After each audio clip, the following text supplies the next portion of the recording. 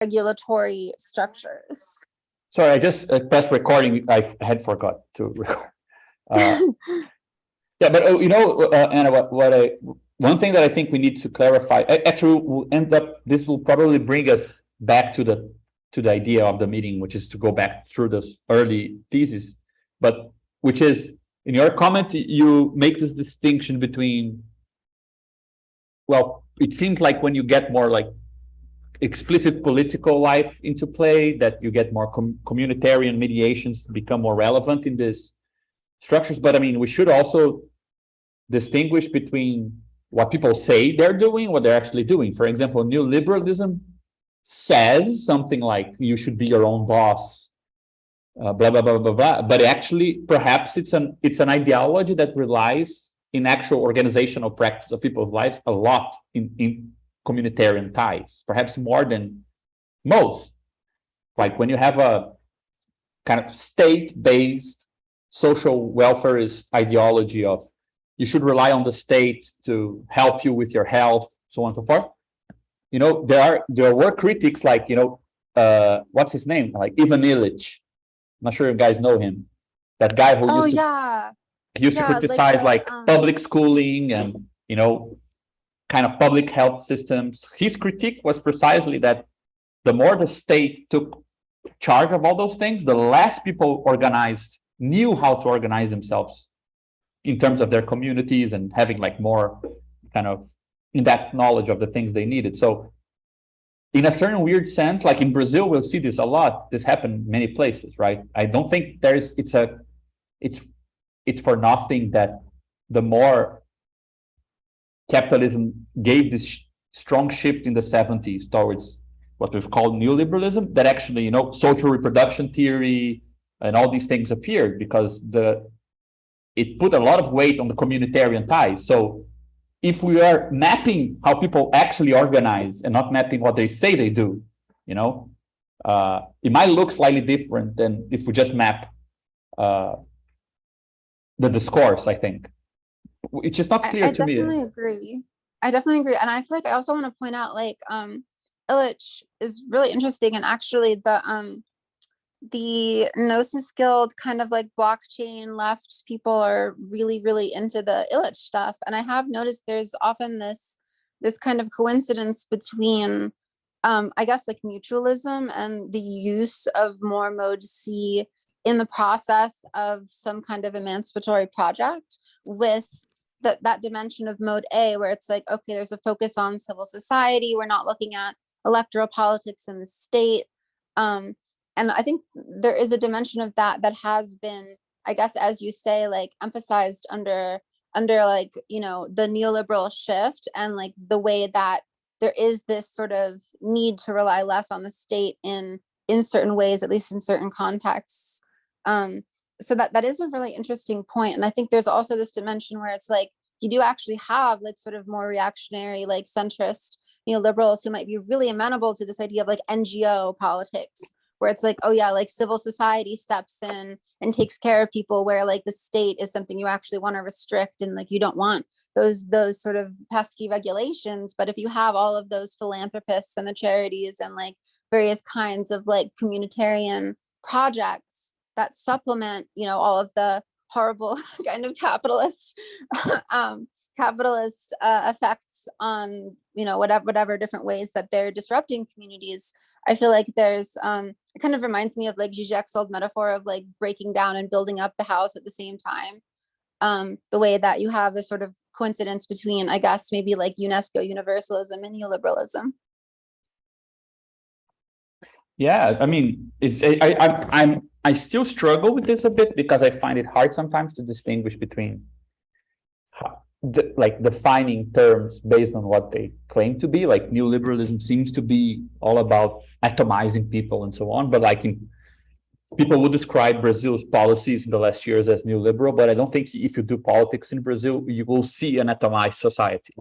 You will see something else. So should you take that into consideration in how you define the thing, or should you just keep to the classic term? Sometimes I get a bit confused on what's the best way to approach these things, but I stopped sharing the screen. But just since this brings us to the theme that we set out to discuss today, last time we went over the two first theses we presented in the paper, right?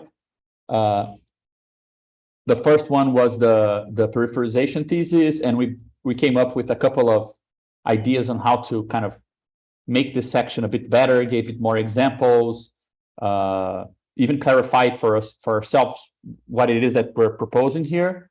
Then we discussed a lot the second thesis, which we call the vulgarization thesis, which funnily enough, we also discussed today a lot here in Brazil, because it does seem like the weird margin of error of the polls have something to do with what we were talking about. Right? We were talking about the sort of misalignment between and what Renzo called loss of translational invariance. Right? You can't really kind of take a sample from a territory or a certain field and then by induction generalize it and get it to be valid everywhere.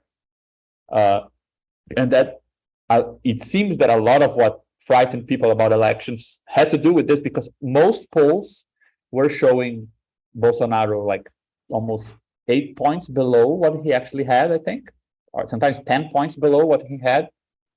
And with the exception of one, which was an automated one, like nobody would ask you questions through the phone or in person. They would just, you would fill a form, I think, like more mechanically. And that one represented a bit closer to what actually happened in terms of voting intentions. But it's interesting to see that there is kind of at stake something which sounds like a misalignment. And one of the debates that we're having here is the idea of this thing called the ashamed vote. People who are ashamed of something when they are asked about their votes and they end up lying. They don't really say what it is. And so, I mean, it's just interesting to see that these things, it might be useful even in terms of an empirical study to use these things as motivations for what we were debating here. I think I'll even add this just so in case anyone wants to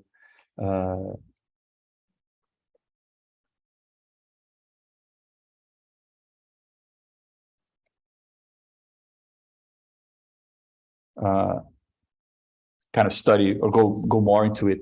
Just 1 second.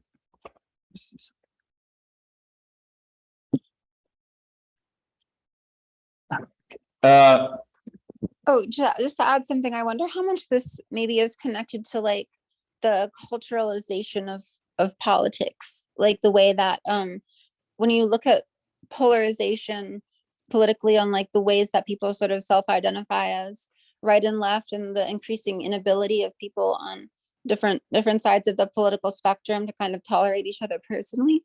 I wonder how much that's connected to some of the limitations of polling, that it almost kind of makes me think of like, you know, you can't see everywhere from anywhere, like that, like it actually more matters maybe the position of enunciation, like where it's like, I mean, why would pollsters necessarily be capable of getting accurate information? Like maybe there has to be sort of a certain embeddedness within a particular political culture, I guess maybe even ecology, in order to get sort of more accurate information, because there is this sort of increase, I guess, in the difficulty of translation between those different spaces when they become so, like, I guess, culturally distinct, maybe.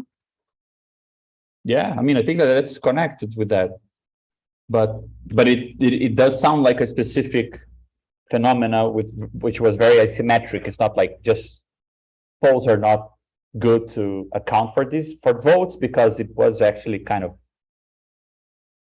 concentrated on specific candidates with specific policies, you know, like it wasn't like deforming the polls all across the board, like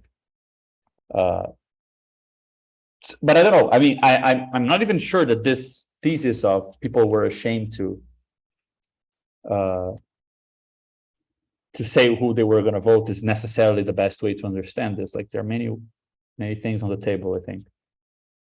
Yeah, I remember then, people were saying the same thing about Trump too, like and like I know you added Brexit and everything, that it's really common that I don't know if I agree with you. I don't know if it's a shame thing, but I do think it might just be kind of like a social, I don't know if I would ever, if I would say like mistrust thing, but I am kind of interested in this dimension of like increasing mistrust in like anything that might seem technocratic, and like the idea of elites as sort of focusing on this dimension of like not wanting to participate in the sort of old universalist project of I guess what's perceived as kind of liberal technocracy or whatever. Yeah, I mean, I agree. Did you get a chance to look at this text, Lorenzo, that I sent? The one on the No. epistemological bunker. It's really, really cool. It has a lot to do with what Anna is saying.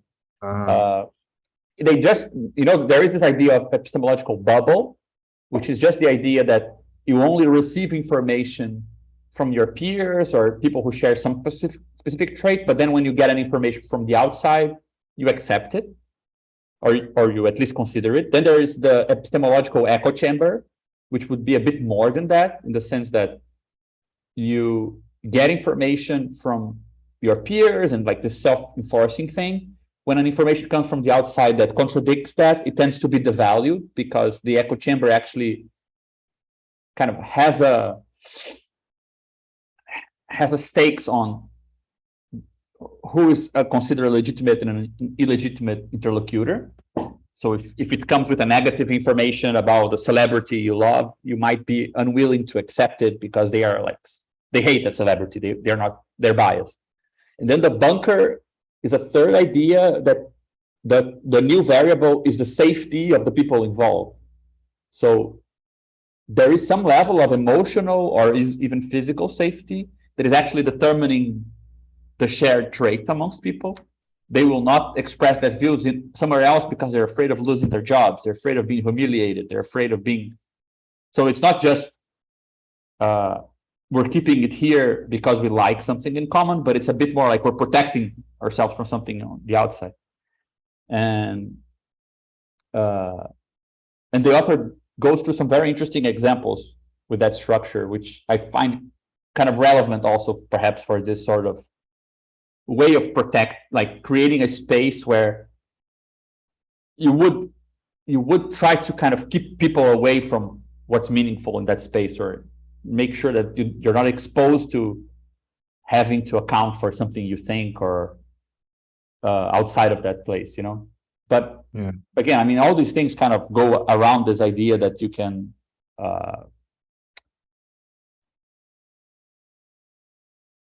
you can get a kind of very kind of uneven terrain that is hard to map from one place.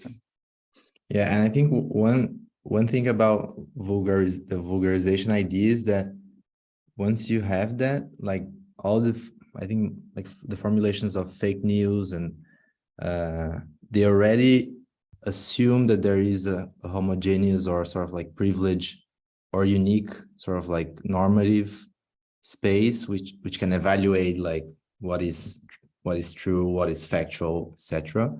While once you lose this condition, then the spaces, like the conditions where knowledge is produced, become relevant, right? And that explains a lot of how like right, liberal versus like conservative media function, right? You suddenly have like the proliferation of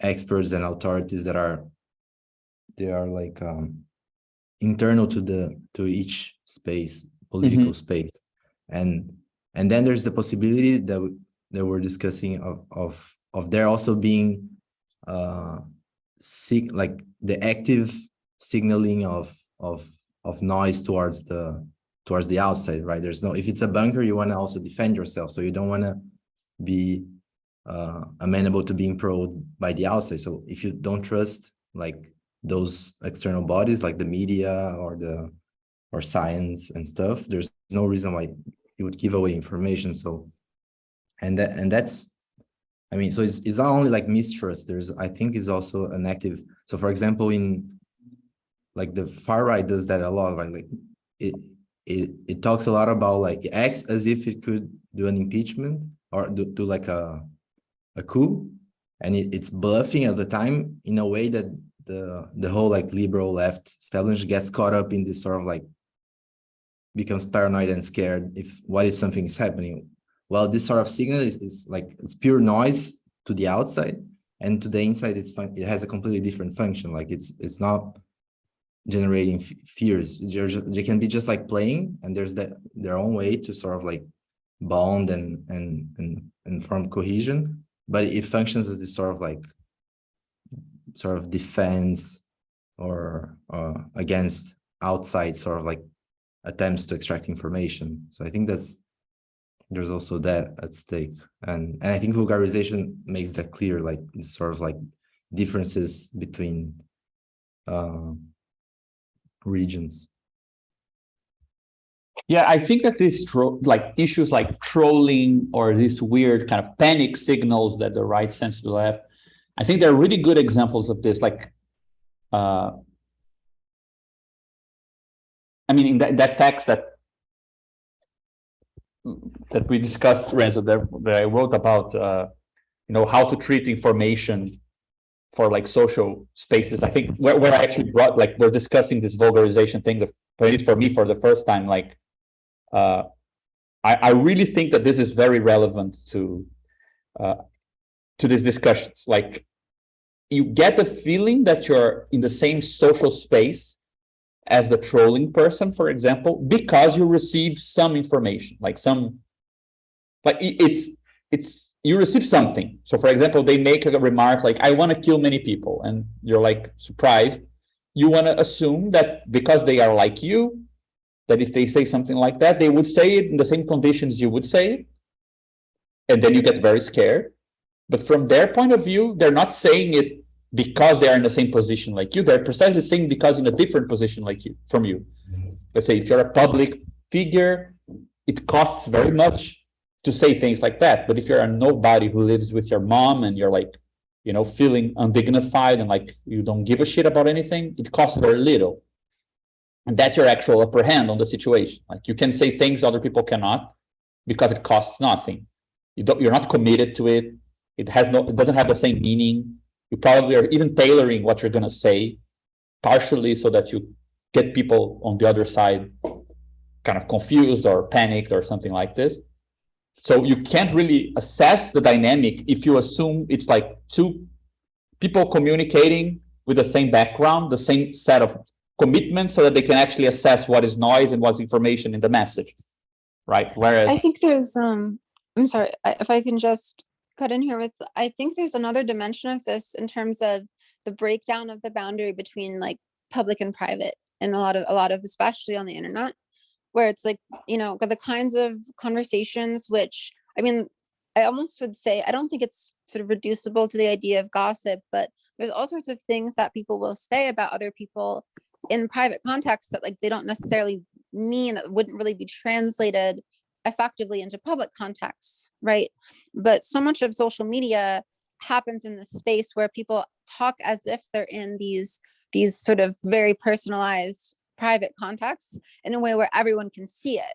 And I feel like a lot of that, there's almost kind of this intransitivity that is still there between public and private, except now the spaces where those distinctions maybe would have been before, the distinctions have sort of broken down. So like, I think you see this a lot with like a lot of the controversy, for example, with like a lot of the maybe like sort of anti-men rhetoric and like feminist spaces, where there's this weird gap between reading things into them in different ways versus like, what is it that people are really mean when they say it, and like all of these sort of debates about like, should we encourage this, should we discourage this, what is this really doing, what does this represent culturally, that like, I don't think it's necessarily a new thing. Like, I don't think a lot of this stuff is necessarily like, oh my gosh, suddenly we have these super intolerant people who are like preaching hatred in a certain way on the left. I think that a lot of it really has to do with this space of people are sort of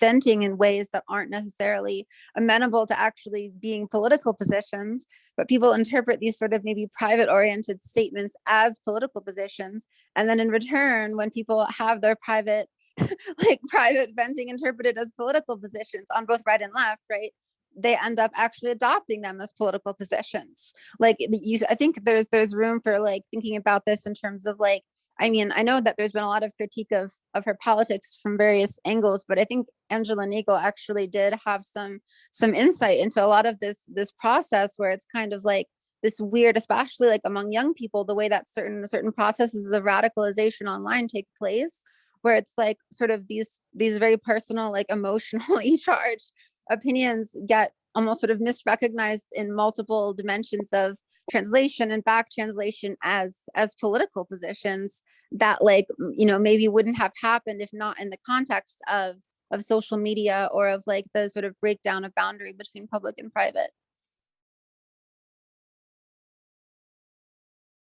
Yeah, I mean, the only issue, I mean, sure, I just don't want to get too much kind of caught up with the social media thing, because I think it has all the specificities of it, and I think it would be good to kind of focus on the part of it that makes sense more generally, regardless of, you know, the specificity of it, just so the medium doesn't become the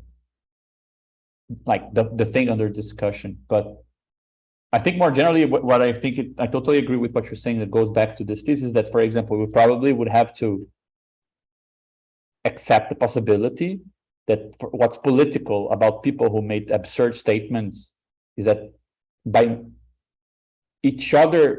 signaling to each other, they know the content of the statement is not the most meaningful part of the statement. They recognize to share a similar space. Whereas people who on the other side focus on the content of the statement, they are actually signaling back to them that they do not share the same space, right? So if you can actually remove the content from those views and actually get a clearer picture of people who are occupying separate fragments, you know, then if you focus on them and try to deduce a politics from the content of the statements, which might change quite rapidly depending on who people are speaking to and so on. So I'm all of this just because I think that it's always we're still, I think, looking for a nice way to have a general kind of understanding of what it means to claim that some social space can actually be, you know, fractured in a way that you can't really walk around it and keep some basic properties intact. And we don't want to say that this is at the level of discourse. We want to say that something at the level of social organization.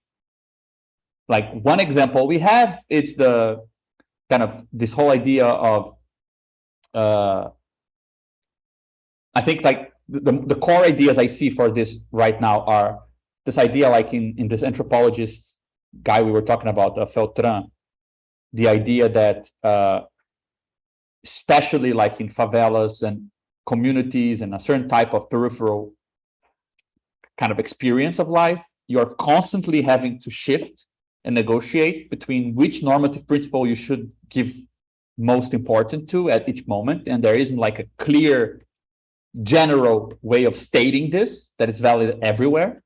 So for example, in one moment, you need to teach your child to respect the laws. On the other moment, you're with your child trying to not be stopped by the police, because you know the police doesn't represent the law, but you need to teach them the same time that it does. You go to the church because you need that relations for many reasons, but what's taught in the church doesn't match either the law nor the vision of how you actually need to be street smart. So all those things don't match up, and you need to negotiate with all those things at the same time. Like that's a good concrete example, perhaps, of why what we call peripheral form of life might imply having a vision of the sort of social texture that is very heterogeneous and that has, you know, serious consequences if you think in those terms. Because, for example, if you then suggest that you can just add kind of a normative principle based on the law, that you're going to do politics based on that, that person has such a complex relation to the law that you can assume that perhaps this will not come across the way you thought it would if you start off from a position where, you know, the law actually centers community, kind of communitarian relations, lawful relations, and economic relations, and so on, right? Something like this. So I think that's like a very strong kind of intuition for how to approach, if we want to now give a more formal vision to this idea of vulgarization. That would be one. The second is the one we were talking about now that Anna was mentioning, and Renzo also mentioned, this idea of comparing like how how a signal circulates with the homogeneity of signals, because they do circulate. We never got so much signals from everywhere as we get now, but the fracturing at the level of the source of the signal. So you don't get all the parameters you need to assess what is noise and what's information in those signals, right? I think that's another good idea. It's a bit less kind of complex in the sense that one source is already thought of as a composite of many logics. So it just looks like a bunch of islands, right? But it does capture another version of it, which is you can get part of a circulation, right? Something circulating, but being corrupted because it doesn't have the same background to guarantee that you can always interpret it in the same way. So it gives a nice kind of fractured idea of what corruption of signal could mean, right? Corruption of information. And what this also is making me think of actually is Naoki Sakai's work on translation. And I was sort of thinking of that with what I was saying earlier, but it actually might be even more relevant than I thought. Like he has this book, Translation and Subjectivity, where he talks about like how so much of like the discourses of like Japanese cultural nationalism were framed in terms not of sort of like, you know, internal to Japan, but in terms of how Japan was sort of reflected back onto itself by external, like, you know, from foreign discourses on Japan that were translated back.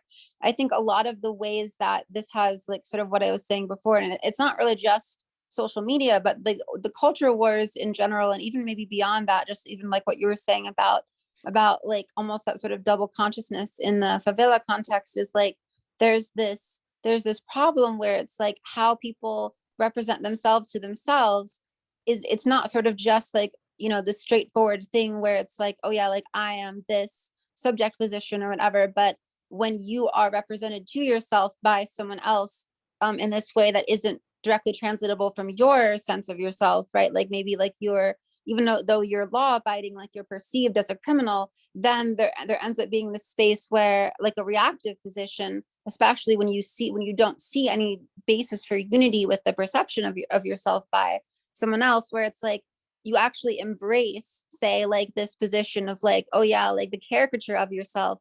By embracing that position, you end up I guess sort of falling back onto that fractured space where like you get this increasing sort of political and social division where people are actually simultaneously all recognizing each other through the fact that they're caricaturing each other oppositionally, but at the same time the selves that they're recognizing are already the selves that other people are recognizing of them, which are reductive caricatures of them from other people's positions. So everyone kind of becomes more and more of a caricature of themselves in a certain way, especially in socially oppositional contexts where there is this sort of overall dynamic of like, you know, non-belonging. And I think that this is honestly in a way kind of characteristic of mode C. I don't know how much this is really like, this can be debated. Like I think it's a little bit like, I want to avoid falling into the sort of naive trap of like, oh yeah, like capitalism just atomizes people. But what I do think it tends to do is it tends to like have this effect in terms of I don't know, it just becomes a lot harder to recognize yourself as part of some kind of, you know, collective social group without also recognizing yourself in the position of like a failure of translation, and then assuming that object, which you know isn't your position, but is like the only way you can make yourself understandable to someone else, and then you end up existing even in that position. Like it becomes universalized against yourself, but then it becomes you, you know.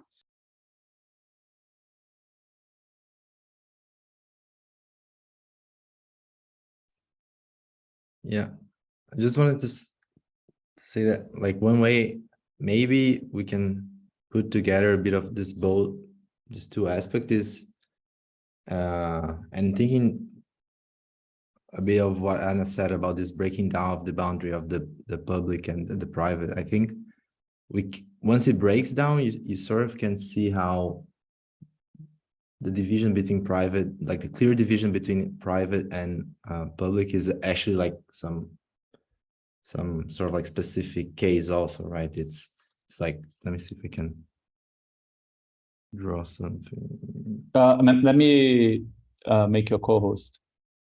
I think I can, yeah, I can draw it. Okay. Like if you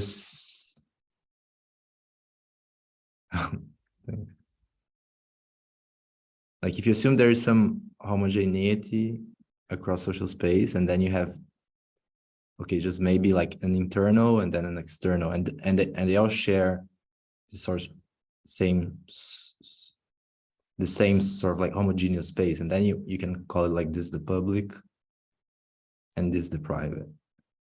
So you just bound the sort of like heterogeneity inside the domestic sphere, and you, in a way that you can have like a public space. And once this breakdowns, I think the ideas of the complexifications, that actually there were like different types, like to use John terms, right? There were like different types in different levels that sort of like organized space. I probably should use different colors, but maybe you can see like many levels. And then also I think the sort of types had like a spatial scope where like you couldn't just like reach forever. So there's like a vertical thing of alignment between the different logics. So there was something that made this tree logic sort of cohesive. So you didn't see it, but I think there was also something that reduced the sort of like reach of each connection, like of a certain element. So then what you get is a sort of space in which you have like, if you have an agent, he has this certain, he habitates like different neighborhoods. So like the concept of that's like we've been talking about, like being worried about like where predicates and actions have their effects, right? What is the sort of like landscape a certain action that has its effectivity? So you start thinking in terms of like the neighborhood, or like the reach of certain like compositions, and then you find this sort of like space, which is sort of like this weaving of you have like an agent being part of like different neighborhood, like different homogeneous space. So this could be like the church, the crime, and the state, or whatnot. And then these people, like if you go a bit far, you get different sort of like space that doesn't necessarily overlap. They can be incompatible.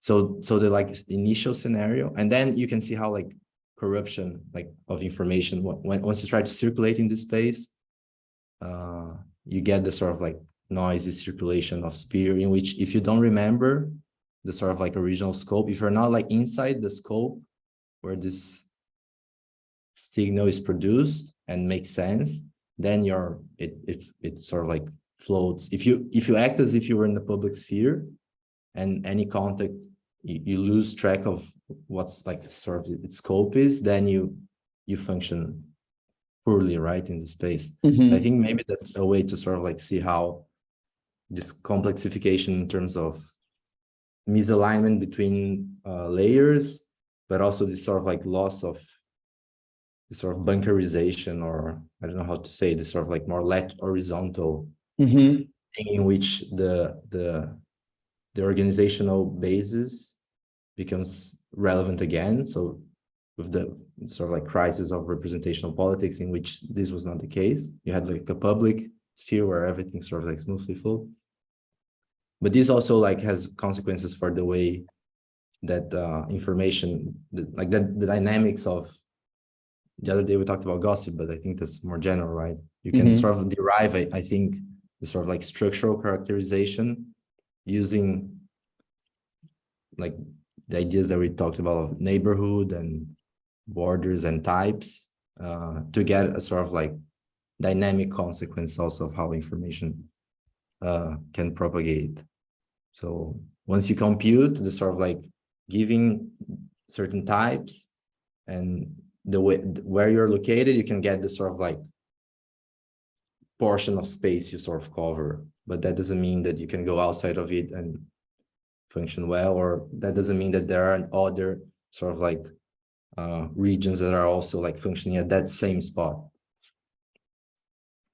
But I think this vertical and lateral thing can also help too. Like you have multiple layers, that's one thing, and the other thing is how far you can go out of this space before becoming sort of like before embarrassing yourself. Like I really like this model, and I would just add, like, maybe one way to approach it also is not so much in terms of an absolute difference between locales in this space, but rather to assign to every translation a cost function, such that it's not that it's impossible to preserve the meaning of what you're saying by moving.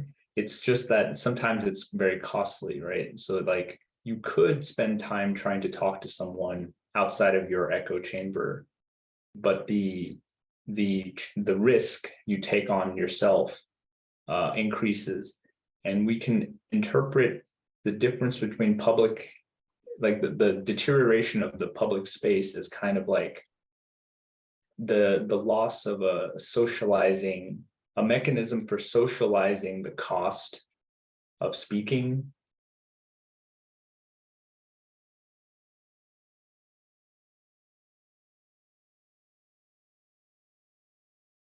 Did I freeze or?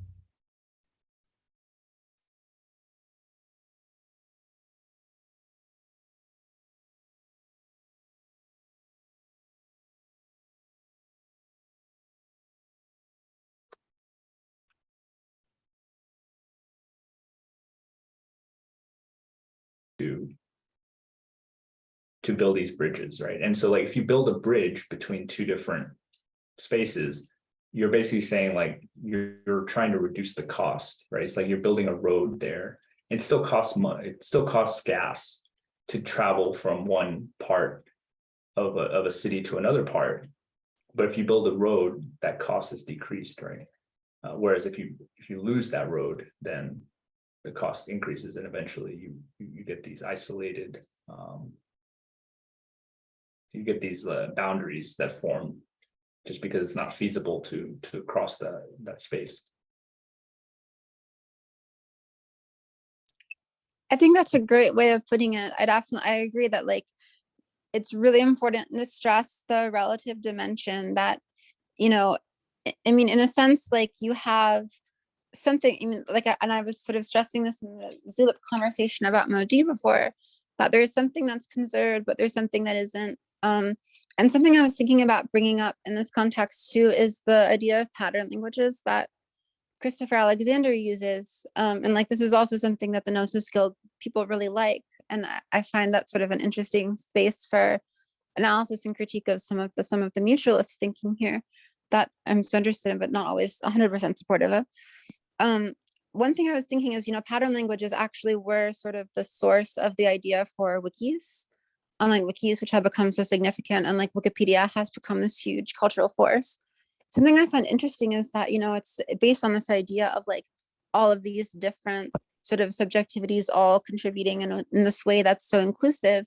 But Wikipedia, for example, I feel like has actually ended up super homogenized in this weird way that like there's definitely like a very specific kind of like Wikipedia perspective that often like positions itself as so objective. And I'm actually really curious about how that sort of forms out of this idea of like, oh yeah, you have all of these different subjectivities contributing their own patterns, and then weirdly, like either in sort of often in a reactionary way, but sometimes maybe not in a reactionary way, you get these sort of strange sort of like emergent, like, oh yeah, like this is the public discourse that all of these people participating end up adopting. Like it actually does become translatable, but it becomes translatable at the cost of some of the people you're supposedly including by being inclusive, like especially, you know, like the demographics of Wikipedia editors, like the focus on like what kind of articles are actually become sort of the or topics become important in Wikipedia, as well as like the tone and kind of the political affiliation, I think, of a lot of the ideas that are expressed there, right? Can I just, I find that, I think pattern language are very interesting, and how this kind of complex behaviors can emerge from people not, but it doesn't really represent anyone's kind of particular perspective. But just so I don't, perhaps it can be stitched back into the thing, but just to not lose a track of what like Dennis and Renzo were saying, I just wanted to bring back, like, perhaps so we included somehow something we were already developing, which is like at the end of one of Dennis' presentations, John, myself, you, and I think Renzo wasn't here, we were talking about that distinction between environment, landscape, and world, right? Where we wanted to name, one of the proposals was that we would talk about worlds in terms of, let's say, the general space of possible inputs, right? We would talk about environments in terms of the inputs that actually go into a system. So let's say the connected inputs. So it's relative to a system, right? To some system. And then there is a landscape, which is something that Dennis introduced us to, which is more like the internal model of the environment that some system has, right? So you can have something like a large world, we don't even know what's in it. You have some system here, and you have some other system here, and they might share some environment insofar as there are some things that go into this input and go into this input here that are shared, right? But this environment you might not share with a third thing here, which has a different environment. This would give like a picture that is more about this kind of this island approach, right? Where you can now talk about these sources of information in terms of these environments. And say, well, if you can have such disparate environments in a world, that tells you something about the world. The world is fractured. That would apply as multiple environments, right? Which would lead to very different landscapes. This would share more their landscapes. These guys here would have very different landscapes of how they should behave and so on, right? But we can actually get closer back to our own concept when you now treat this world as a complex thing. And for example, let's say you have, so you can use this as a means to distinguish what these environments are going to be like, because we have, let's say, not only spatial or temporal ways of distinguishing environments, but in our theory, we also have compositional ways of distinguishing, right? So if this system and this system here are structured in such a way that their interaction with the world is mediated by some particular institutions and mediations, right? What counts for those mediations, like depending on how these mediations are composed, the things that they interact with, they only need to take into consideration some things rather than others, right? So if, for example, we're talking about a rich neighborhood where, so these people are mostly white, probably they don't even remember the color of the policeman that they call when something happens. Whereas if they live somewhere else, they're living like away from the center of town. If they're black people, if they're meeting a white or a black policeman, might make a big difference. So you don't need to necessarily move spatially, but the way that people are composed together in groups will also change what is meaningful about the world for them, right? So we do get a way of kind of distinguishing via composition of these things with other systems and so on, a certain kind of class of types that are meaningful, so that they will cut the environment here in one way, even though they share kind of, you would say they share the same environment with these other systems, because they compose together in a different way. How they actually engage with this same space is different. Like what's meaningful about the space is totally different, right? And then we would need to account for how can a world be so that even though we have the same systems and kind of the same space and time, still people are engaging with the world as if they are in different environments, right? And therefore they have like different landscapes here. So I have the impression that we can actually bind what we were talking about, like Renzo's drawing and what Dennis was talking about and what Anna was bringing up, if we perhaps by using this distinction. And I think that we can actually go very far, Renzo, in what you said about the public sphere being a particular case of a more general thing, because there is actually a kind of a co-creation, right, of work as a principle of social synthesis and the public space. The two things were created simultaneously. There's even that really good book by Alexander Kluge and Oscar Negd called the proletarian experience of the public sphere, something like this, which is kind of about how, let's say, the same process that constitutes work as a kind of principle of synthesis, right? It forms communities. It gives you like the main reason why you're a citizen and are allowed to say something about the state and think of yourself as a proprietor because you also sell your labor power, and also includes you in the workforce. This same principle is the principle that created the homogeneous space where we exchange ideas as equal citizens and so on. So the more that this gets misaligned, it would be expected that this gets misaligned together. So it makes a lot of sense, which I think is the third point. Like if I go back to that list we were making of like the good intuitions on what we mean by vulgarization, I think there's the Filtron one, there is the source of signals one, and there is the one we meant by class experience being shifted away from class structure, because that idea that you can kind of keep track of this fracture by looking at the community, like the support networks you need in order to remain a worker, and the idea that you no longer need the same support networks. Like in a certain sense, the welfare state, it's kind of a principle of everyone needs the same support network to present themselves as part of the workforce, which is the state. It's going to provide health, security, basic support for home, for just having kind of housing conditions, right? So we are allowed to engage with the market in a position of bargain and so on. The more you don't have that, you need to solve those problems in other ways. And you can actually keep track of the fact that they are solved in very different ways depending on where you are. You can isolate yourself for more middle class and work certain type of job. You need to make more community with a certain type of group if you work a different type of job and have a different type of family, right?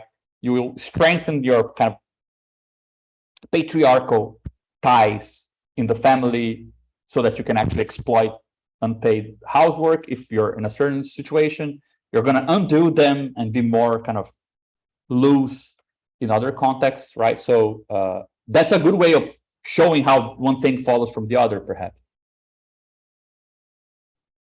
which is more centered on the work-public connection,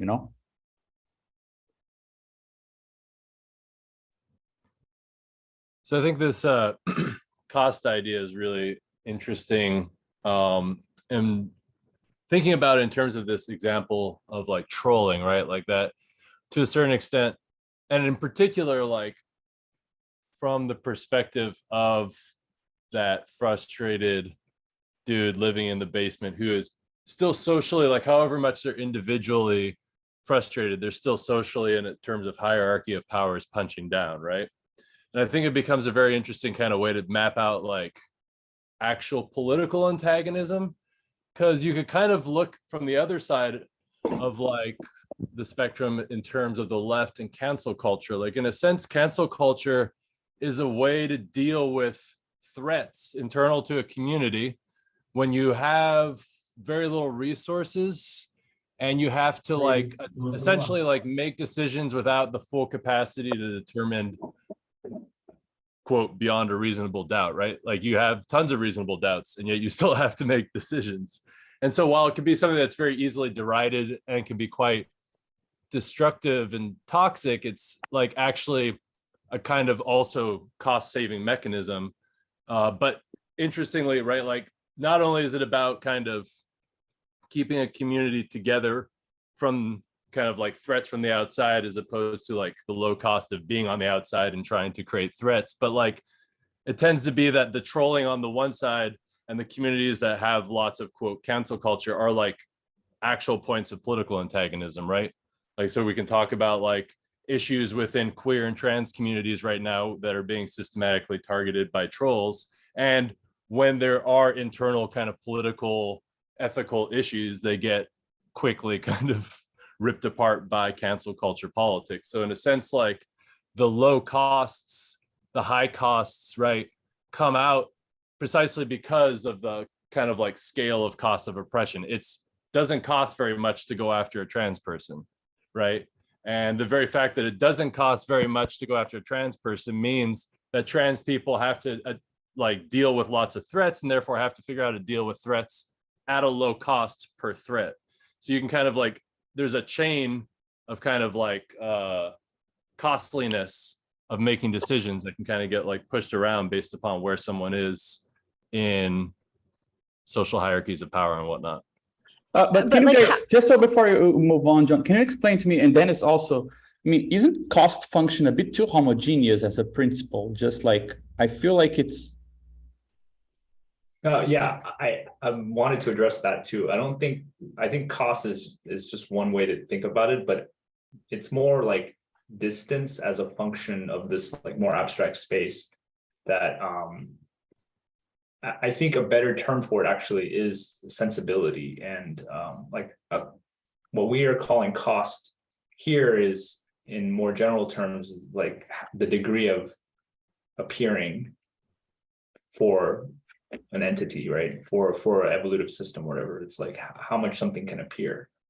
Yeah, wouldn't we just call it, like there's something we could call like not cost in general, but organizational cost, like in the sense that, for example, for you to actually be in a position to assess what is information and what is noise in certain signals, you would have to be reorganized socially in a way that it will, have trade-offs. Like you will lose some things and win other things to do that, right? So like, I think we can be specific about it, because when you add like it's kind of an organizational / epistemic cost, right?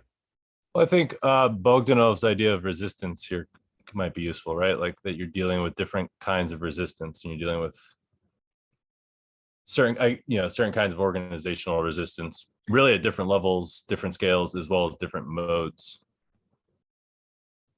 Yeah, sure, exactly. The reason why I'm saying this is just because I think that it's a very weird thing that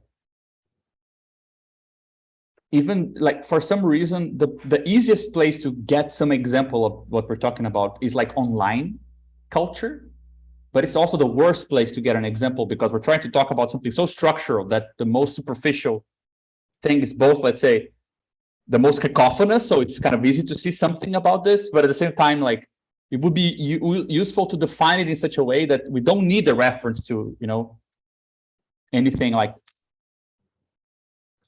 Well, I do think there's another good example that comes up, and you see it a lot, but like the one that came to mind was during the like 1500s religious wars. It was politically risky for Protestants to go after Catholics and Catholics to go after Protestants, but it was low cost or low whatever, for low risk for either one to go after Anabaptists.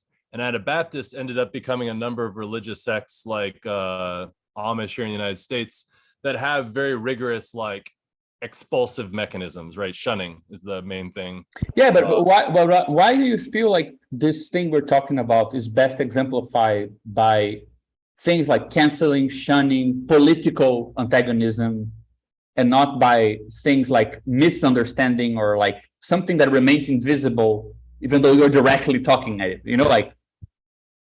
I feel like the fundamental, especially because we want to move to the next thesis, right? So like, I feel like if it was a matter of antagonism, like who is the least costly to go after, that would actually be already a process of stabilizing. Let's all find a scapegoat, and we all hate the person. We understand ourselves insofar as we hate them, or something like that.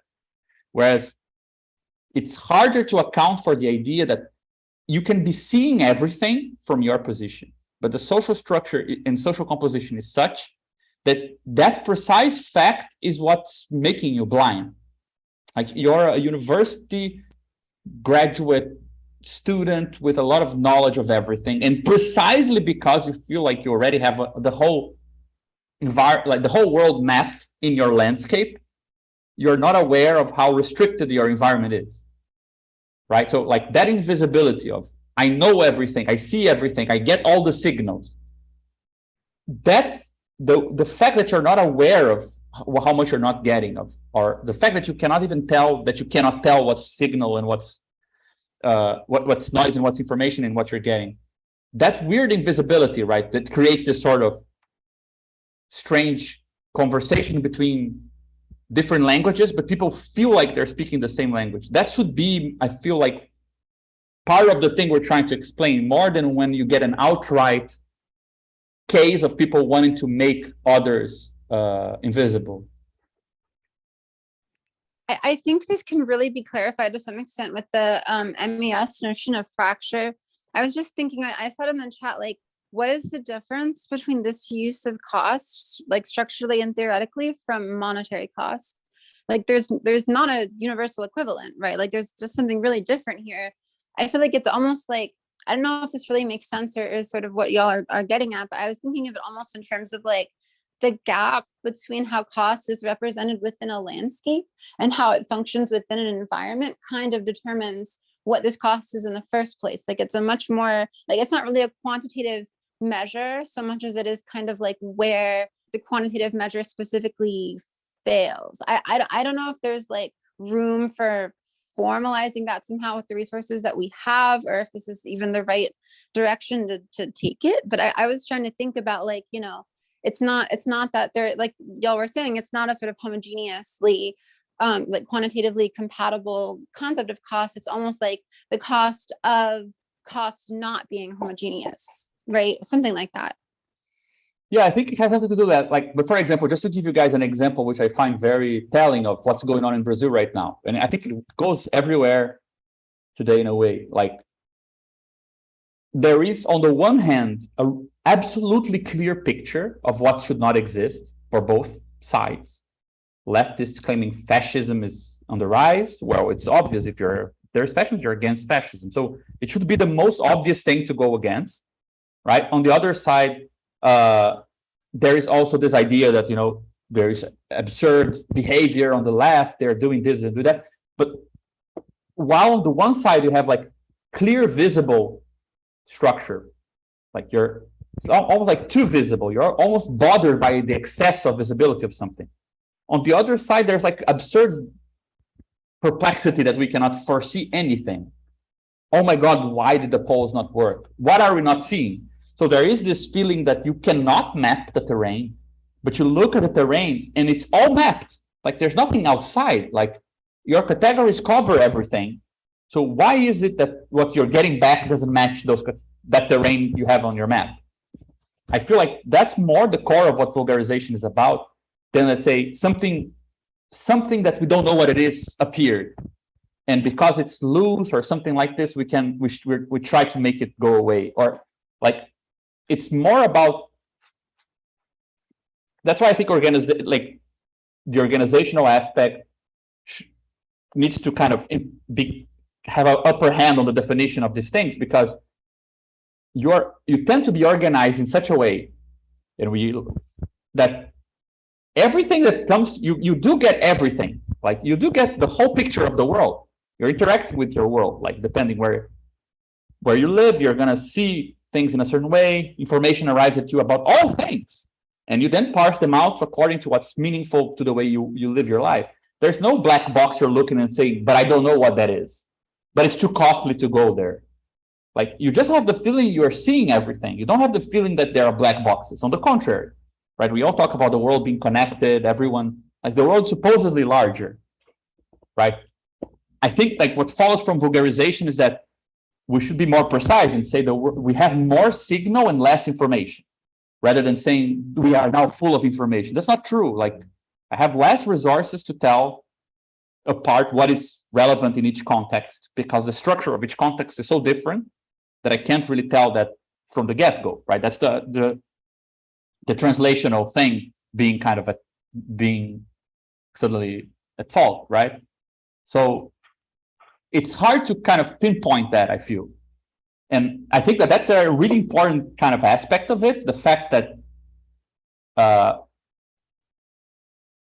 mean, it justifies, in my opinion, why organizational composition needs to be central in some sense, because it implies, look, if you do want to get different inputs from the world, you need to organize differently. And that shift in organization is going to, let's say, retype the world's inputs into a new way, right? Because it's not, there's nothing from where you are that is going to, by remaining organized in the same way, just shift your view with more knowledge, because you already have too much knowledge, right? In fact, I mean, just as a parenthesis, I really like Lenka Zupancic. She had a text where she makes that distinction. She says, like, in the time of like Antigone's politics, you like had to make a decision without enough knowledge, right? That's the whole drama. Like, I need to decide something about burying my brother, but I can't really account for the consequences. Then in the time of Hamlet, you need to act, but you do know the exact consequence. You know that you don't know, like you're more attuned to that decision. So it's, you know, to be or not to be, I already know, you know, that that's the question, and you need to act kind of in accordance with that. And then we have like contemporary ethics for her, which is we just have too much knowledge, and that's that gets in the way of acting. Like, you kind of already know the consequences of everything, and that kind of occludes what you don't know. Whereas before it was more like the unknown was a bit clearer, you know. I feel like there's something of that at stake here. So, and I mean this because I feel like this is a really good segue to the political saturation thing, because our idea is precisely that the tendency is to assess, let's say, quickly transform your lack of knowledge of what's going on. Like, I cannot really account. I'm kind of stuck with a particular position in the social field that's defining a bit of my politics. I get frustrated by the response, the political response that comes from elsewhere that doesn't match the landscape I have in my head. And then the only way to conclude this is to say, well, but there is an invisible force, you know, that has very clear names, and this is what's at stake. So if protesters are in the street organized in a way that is not typed in the way that the political left is typed, we're going to assume that they're actually on the right, and not that there is a shifting form. Right? I think that's kind of what we call the saturation thesis.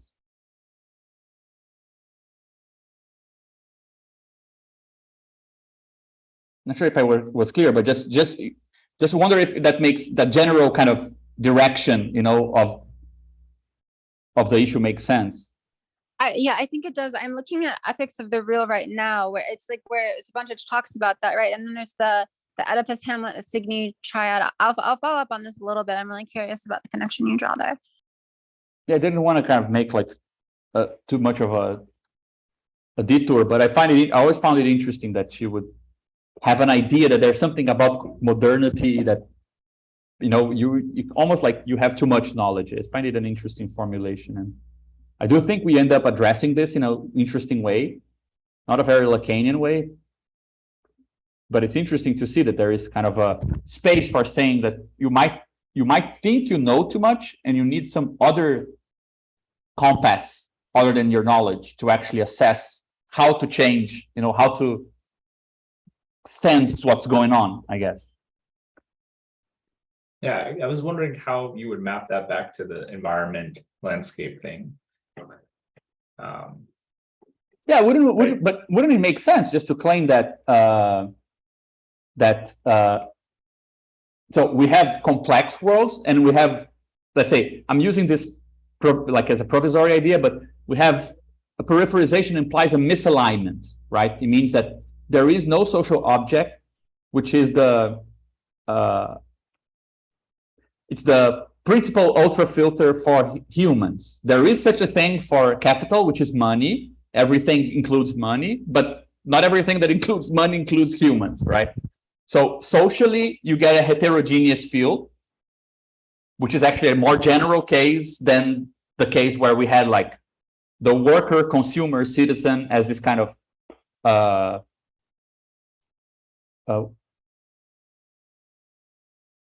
Yeah, that was what I was thinking. Work as a kind of this thing that filters everything through work. And the idea was, well, we have the human filter work and the non-human filter capital, right? That would be the struggle. Now we get capital, it does kind of bind everything, but the work doesn't bind all humans through it. So what does this mean in this misaligned world, where one consequence we saw is public space doesn't exist because it implies it is a space built of atoms of that sort, right? I would even go as far as claiming that the public space is the affinity space under capitalist worlds, like the only kinship world that is compatible with the social atoms of capitalism in modernity was the public space, not families. Families, we know, they're much more complex than they don't fit as a world. They don't make a world. Like you cannot remove capitalism, get nuclear families, and get like a complete picture of humans. They don't match up. But once people are removed from families and they appear before each other as workers, consumers, citizens, there is, let's say, the consistent space of all those peoples. It's called the public space, right? That's the cosmopolitan politics of Kant, kind of. So our idea is that once you have a misalignment at the level of the worker as a social atom, you get a misalignment at the level of the public space. So now you have a socially fractured, which we're moving from the public to the vulgar kind of space, which are generalization of the public, right? So that's the backdrop. Now, what are we saying? We're saying that depending on the local constructions of social composition of people, so a peripheral group of people who rely on the church, the drug traffic for security, fear the cops, don't see politicians or any state officers for a long time, if not for control measures, work informally, they construct a world where the inputs that make sense are of a certain type, right? So their environment will be constructed based on those inputs that are composed with those types, and they'll have a landscape of the world that is kind of compatible with those things and might be generalized in some ways, right? But let's say you work at the same place, you're like a social worker at a crappy public hospital where this person lives, but you, of course, you work there, but you live somewhere else, you have friends from somewhere else, you went to university, you're also part of a collective, whatever, you have a different social composition that types what's meaningful to you in a different way. So you don't share the same environment as them, because even though you're in the same world, the same misaligned world, the way that those kind of highly complex, multiply principled inputs actually coalesce for each environment will be different, and you will build a social landscape that is different from the one that the person who lives where you work actually has. So from my perspective as a grad student social worker, if I generalize from my landscape to the environment that we share, I will not be seeing some things that are meaningful to you as a resident of that area, even though I'm not seeing anything, right? Everything is to, like, I'm constantly in contact with you. I see you all the time. I talk to you. So it's not like you're a black box to me, but still there's something invisibilized in that, right? That's how I would construct it. Yeah, I think here it's like, I feel like we're at the synchronic stage of construction, but then we still have to find a way to describe how the social space became unstitched in the first place, which implies also like having a theory of how it can be stitched together. Like I understand your types are your environment, right? What you're able to sense determines the inputs from the world, and then that's your environment. And then so the peripherization thesis says that over time, there's some dynamics there where certain, like, okay, in an ideal case, you had one environment shared by everyone at some mythical moment. Then over time, the various types started to drift apart. Yeah, I think that the peripherization thesis is the opposite, which is that the social welfare work-centered aligned thing is a exception in the history of capitalism. So the thing to be explained is under which costs for a small amount of time, which goes between the, like after the Second World War, especially, some alignment was produced. Like that was the exception. We just returned to the regular working. We're not in an exceptional moment now. Okay. So in the normal movement is one where the social world is fragmented. The various environments are not aligned. Yeah.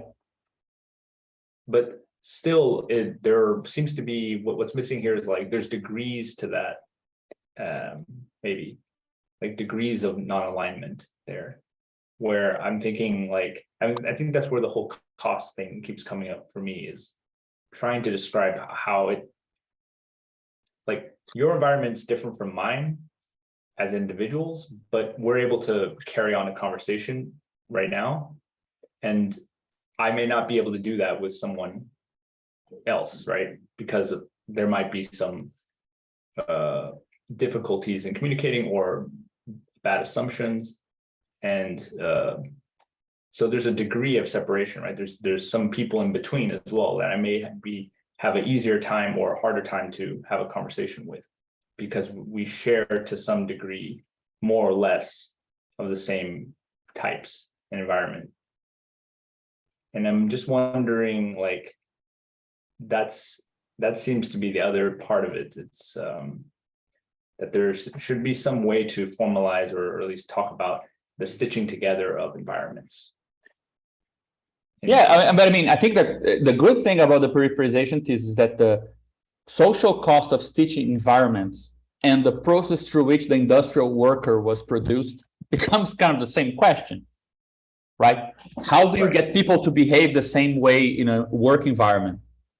And how do you produce the conditions to lower the cost of doing that? For example, that's a perspective that these authors give on the on state welfare, right? They say, well, if you look at, what incentive did capitalists have to create a state that takes care of citizens a bit more? Well, the more you have a crisis of with like relative surplus value and so on, the less you need workers. Well, but you still need them to buy back production. So you have an incentive to create a space where people are kind of part of their living costs are paid by the state, so their wages can actually go into just commodity consumption and not like social reproduction, right? So I mean, I'm simplifying, but just to show that, I mean, the story of how you create a homogeneous space is very much connected to the story where, in order to actually sell products and produce products, you still need humans to be very much at the center, because we don't know how to do it differently, right? So to produce things in mass, I need people to know how to behave together. I need people to know how to cooperate together. Well, that kind of coincides with the moment where some level of social cohesion was produced and expanded, right? The moment that type of, I mean, did you guys see Jeff Bezos' speech last week, where he said explicitly that he considers communication in the workspace as a disease, a symptom of a problem? Just see if I can find it here. It was amazing.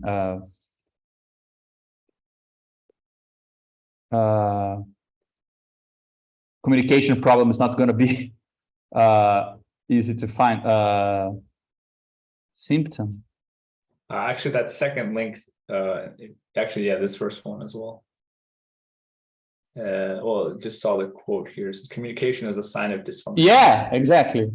Yeah, it's amazing. That's amazing. I mean, he doesn't need it, right? You don't need communication. Like, you already monopolize communication in a different form. So my impression is that, you can tell the story of how this homogeneity was produced inside a factory, in a city space, because all social reproduction systems go through the outside of the factory, to the moment where you no longer need that in the same way. Then you can fall back on the more general forms of social reproduction, and, because you can decouple it, as we've been talking about, decouple social reproduction of people from the social reproduction of value. So the more those two things are decoupled, the more you can get a heterogeneous social space with a still homogeneous abstract space of value, right? So I think how to stitch this, there is a story of how it was stitched and then unstitched, right? That has a lot to do with the history of work as a principle of social synthesis. I mean, it doesn't say how you should do it in other situations, but yeah, that makes sense. So yeah, what we have now is, because we cannot rely on the reproduction of value to kind of take care of this stitching for us, we have to invent other ways of connecting or translating across the types to form, at least temporary bridges between different environments.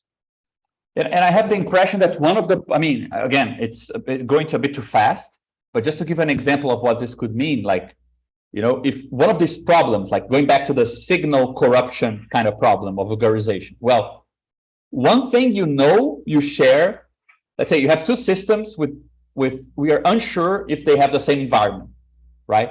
But if you start organizing together, at least the subset of these two environments, which concerns their weird organizational process, we know that will be shared by both.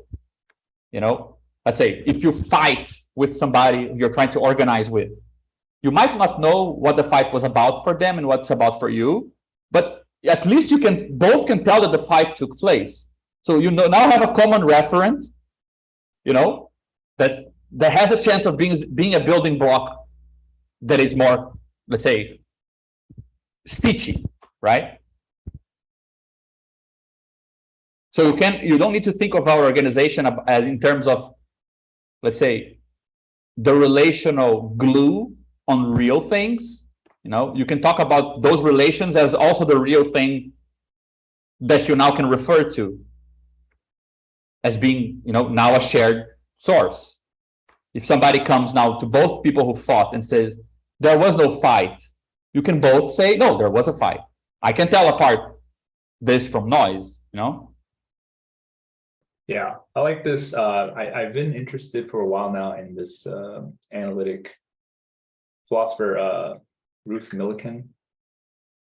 Her whole thesis is that she tries to treat language as like a biological form, like from the naturalist standpoint.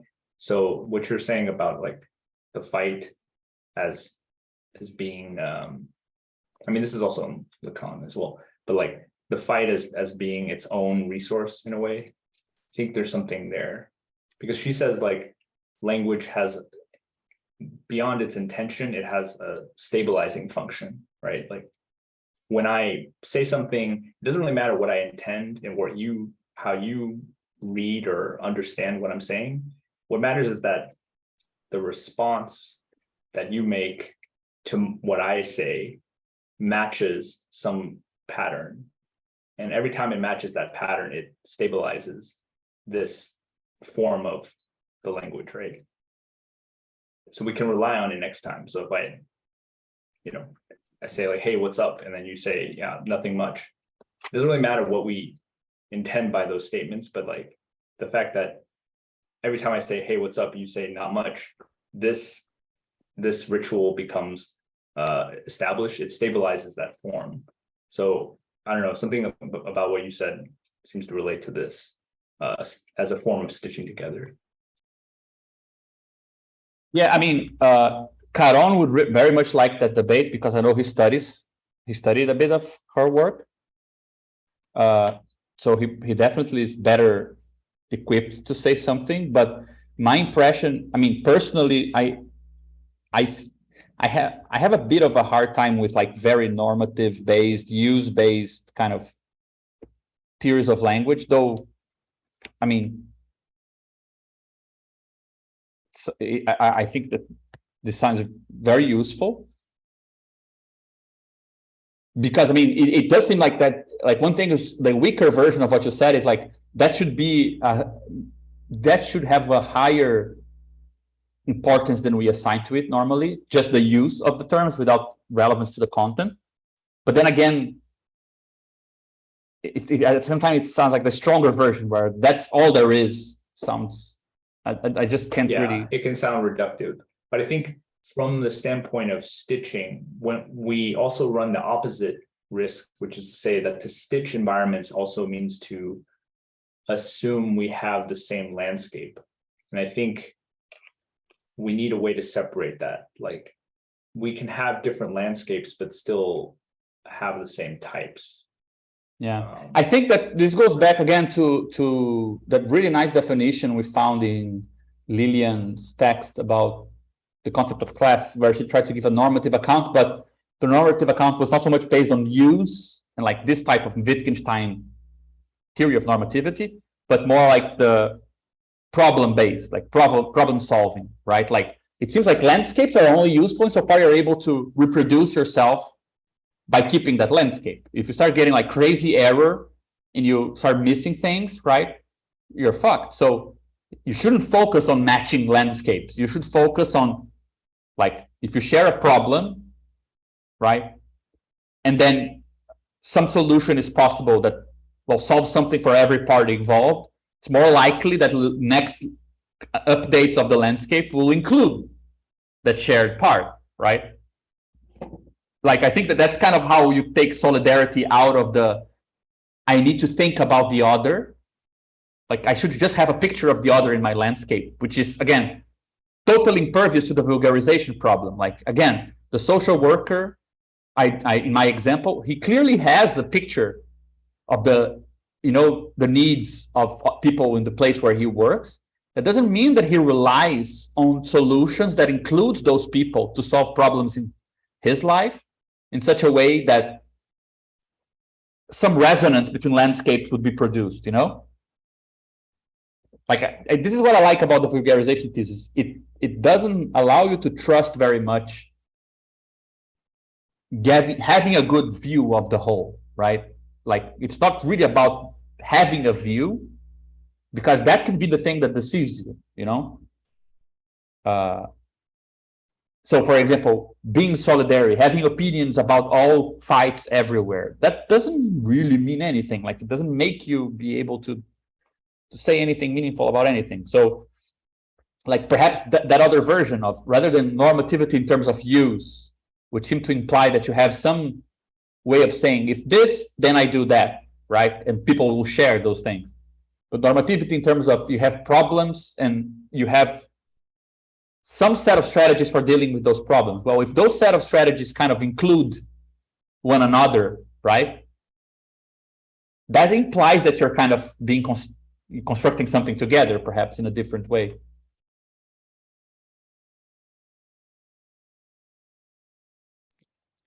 Yeah, Wait, there was think about it. There was a text you mentioned. What was it was like Lillian or something? I didn't catch the name. Oh, Lillian's text. Gabriel, do you remember the name of it?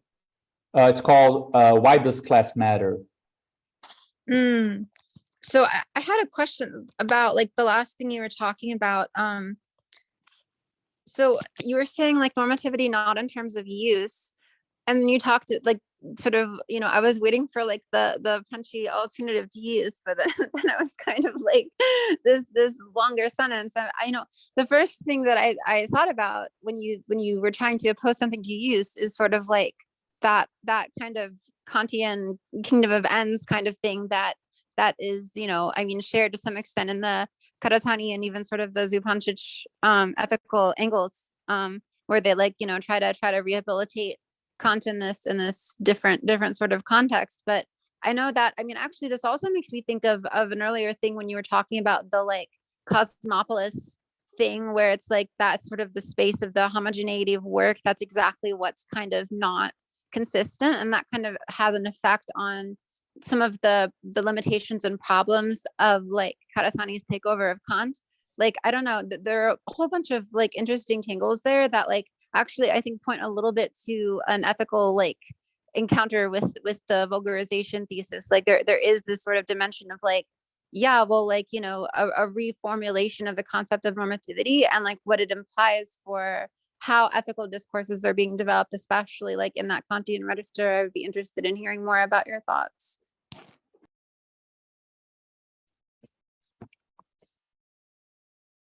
Just so I don't monopolize everything. Like Renzo, you wanted to say something? Yeah, but I was going to change subject. So yeah, I mean, I think that it's connected to the. Yeah, I mean, I have no idea. Like the normative thing, I just felt like I really like Dennis's mention to Millikan, just because it does seem to me like the landscape environment world thing is very useful, because we can say, no, we have one concept of world that allows for many environments, and even the same environment can produce different landscapes already. Like, so we don't want to focus on the landscapes, we want to focus on the environments, right? And then the issue of like shared language, which I think it's a more concrete way of addressing like ecology building. Because I mean, the good thing about the landscape environment world thing is that ecology, we know it's very much connected with sharing an environment, right? If you have beings that don't share an environment at all, they don't form an ecology. So building a political ecology is very much connected with the idea that you're not going to be bridging things at the level of landscapes, but bridging things in terms of the level of environments, right? So it does seem like the right direction to go, to talk about how can we be more clear about what it means to create, again, perhaps move away a bit of the concept of language, which implies usually like a common picture of things, and, you know, to this more nuanced vision of similar types, because we want to talk about similar differences, because we want to talk about things depending on one another, so that they actually are getting composed together, which then would imply they're being organized in similar ways, which then implies that in time they might build a common form of intelligibility, right? So we're more in our world, I think our theoretical world, to approach things in that way. It does seem to me like the whole normativity turn is useful if you always take the concept of language, which they seem to be trying to account for, and just refer them back to this more kind of decomposed kind of set of concepts, you know, like types, differences, composition, organization, and then the problems, problem solving, problem space, those things. I think they seem to push those nice ideas more in conformity with the things we're talking about. And I think that, again, this brings us directly to the next thesis, right? Because the whole idea of the political saturation thesis is something like what John actually introduced when we were talking about this distinction between landscapes, environments, and so on, which was the idea that you can get new environments or a new world, and you just insist on the landscape, right? And I think then the cost function can be a really good kind of useful tool there, because it seems like some parts of the social world, it is not costly to insist on an outdated landscape, because you still get the feedback that you can still rearrange yourself minimally, so that the inputs that matter to you will still represent the old world. You know, I think that's kind of what the saturation thesis is trying to say. The first two theses were like, peripherization is implying looking at the decoupling between capital and work from the standpoint of capital, right? And the vulgarization we said is like, as Renzo suggested in his summary last time, looking at the same decoupling from the standpoint of the social space that is left behind, becomes heterogenized and so on. Then now with the political saturation, we have, again, well, if you now have political turmoil under these new conditions, you'll have a decoupling between old forms and these new political revolts. So what happens with the upper part, the political forms, right? I think the cost function now makes sense to say something like, well, it probably is very costly, and in our language of organizational cost, it would mean, imagine having to restructure the left so that it can perceive new revolts as rational processes. So there is a less costly process that is just rearranging these organizations in such a way that they still get information that is typed in the old way. right? It's more like this echo chamber structure that they were talking about, perhaps.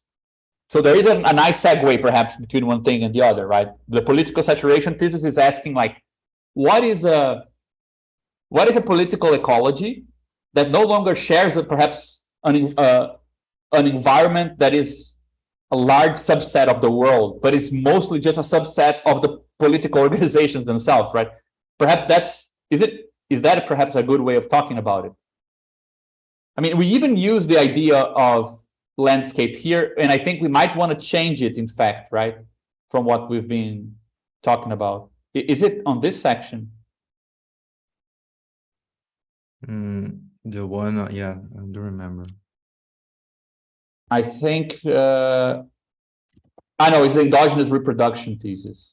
Actually, I'm confusing the two, right? This one is actually, the political saturation is actually the bottom part, right, of the revolts, sounding irrational or lacking form because the upper part not composed in similar way, and the endogenous reproduction is the upper part kind of doing this process that I described, right? It's actually the inverse. So saturation should be more a way of describing how, the forms of political unrest in a time of political vulgarization, for example, might look very kind of noisy from the standpoint of political institutions that haven't changed, right? Yeah, I feel this section like it has a bit of a sort of like the clarity of our like performatic, like we're trying to make a statement that from the point of view of every sector in the left, like there is a limit that everywhere in the left, like regardless of how like where you are at, that at some point, at least in Brazil, that's clear, like, but probably I think that's more general, that under their own criterias, they felt that they lost traction of something along the way, right? So you have like state-based electoral politics, how the same kind of strategies, like populist strategies, aren't working anymore that much, or like reforming the perspective of reforming the state and creating a sort of like socialist state. At some point, got caught up in the bureaucratic, like etc. The same thing with sort of like strategies based on like workspace building. So suddenly you're not able to build a strike as easily, or like get a bunch of workers to sort of like mobilize in sort of like collective action. And also for communities, like you have all these calls for like going back to the communities, the peripheries, and then where are the communities? Like the people, like. Yeah, I think so. I just say that perhaps, but it's hard to define it from inside, because it looks like we are always defining this from the standpoint of the political form, not from the new thing, right? Yeah. Because from the standpoint of the political forms, I think that a really simple definition of what you're talking is that you cannot tell apart if the noise comes from the fact that something is reactionary, in the sense it's reducing the set of meaningful forms, or if the noise is coming from the fact that you are not composed in a way to be able to tell the difference, right? Yeah, but I mean, I think the difference is like one, yeah, exactly. One, like this thesis is more related to the relationship between the political forms and this outside in which you're supposed to be connected and related, and then suddenly it gets noisy. So it's either, and then we make the decision with like you either get scared or fascinated, because it becomes hard to recognize, because this sort of like the couplement between social and politics. And I think the next section is more of like within the recognizable field of political forms, you have this sort of like weird symptoms. Yeah.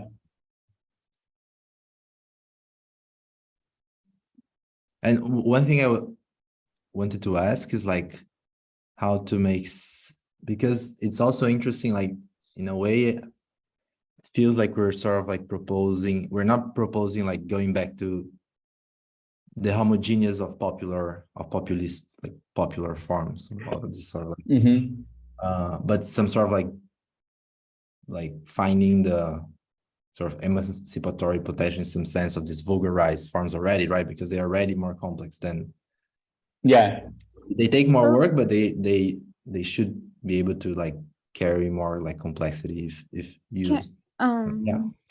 Can I say kind of like a simplifying interpretive risk? I was thinking about some of the stuff we talked about before, Gabrielle, about like the ways that I mean, both of this is actually really sort of the saturation thesis, where it's like you have a capitalist world that almost is itself universalizing, that it's this very open space, like especially when you look in terms of you know, the way the economy has developed in this sort of quote unquote information age, like it's almost like space is collapsing, like everything is like really close together. It was almost like you don't even need communication, like the organic ideal of work that Bezos is talking about. But like in a way, it seems almost like the process of peripherization or vulgarization comes along with the fact that that world, that sort of like overlooking, like universalized world, is impossible to assimilate into a private experience. This is sort of like the private slash public like breakdown. It's almost like this is, maybe I'm like taking this in a direction that it is not really being taken in this essay, but I was thinking like, you know, if the private is sort of rendered public and like the open space of the logic of mode C, then it's like, as a result, because the private isn't amenable to directly becoming public, it's like the public itself becomes collapsed into this sort of almost reactionary private space, but that also is the logic of the public. I don't know, there's something there where it's like, is it possible to mediate, I guess, between the like, there's a certain kind of intransitivity that is becoming more clear the more the indistinction is sort of taking place, right? That, But like, Anna, can you explain to me why? I mean, I get why we should also evaluate, like analyze this from the standpoint of private and public, but I wonder why transform this into such like a general reading key, like for example, I even wonder, like, do you think that this distinction is general? Let's say if you have a space that you can tell apart in this way, like the inside of families is private, the state capital space is public, like the state space, pretty much state general, okay, managing the space of as public, then inside of companies, inside of families is private, like some consistent distinction between private and public. When you generalize it in this way, right?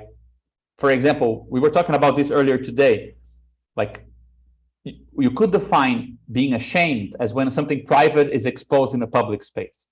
But now you have shame, which has to do, for example, with being seen as a redneck in a liberal space, because you can have like a lateral feeling of shame, because something which is meant to exist in a space of the social public space, if you want to call it, appears for another part of the public space, which is not meant to appear because you don't have control over it. Things are going to be misread, very much like when the private appears in the public, right? So I'm not sure that that distinction is that general. You know, it looks really to me like that. The lateral thing, almost like you have these different public spaces that function almost how, like, you know, in some sense private spaces used to, in the sense of like, you know, it's almost like the sort of secret or like personal whatever it is that might have like resisted accumulation becomes a space of, you know, public like capital accumulation. Maybe this is connected to like this sort of general effect of like, you know, the expansion of consumerist culture. I don't know, like I was sort of thinking, yeah, but this like, is sorry, just to conclude, just so you also wanted to hear what you have to say about this, because you're pushing a lot this idea that the private become public through capitalism, like to mode C, but which I think has a lot to do with consumerism and that sort of way of framing it. But if we're saying that this is the most general form, that I mean, properly dividing between private and public is actually a recent invention that only lasted for a bunch of years in a particular places. I would claim that that never existed in Brazil, for example, proper division between private and public. It's much more complicated. So I wonder if, like, if we take the terms that explain what happened in a particular place and time and use the same terms to generalize, it might take us to look for things that won't really be the driving force of this thing. Like, for example, if you have like a private, like you have some religion of, let's say, African matrix, right? It works, and you know the meaning of the terms and the meaning of the rituals in some space. But if you're exposed in a different part of town, people address you as being part of that religion, and you might feel very ashamed because something that exists very well in one space doesn't translate very well in another, and you feel like you're exposed, people are using you in a different way. It wasn't the private to the public, it was like something, one part of the social space to another, right? So, and it doesn't need to be like because people are consuming your private life. It can simply be because things that were born in separate, like, I'm not sure we need consumerism or capitalism to explain why social fragments exist. Like that people would construct things locally sounds like a good assumption to start from, right?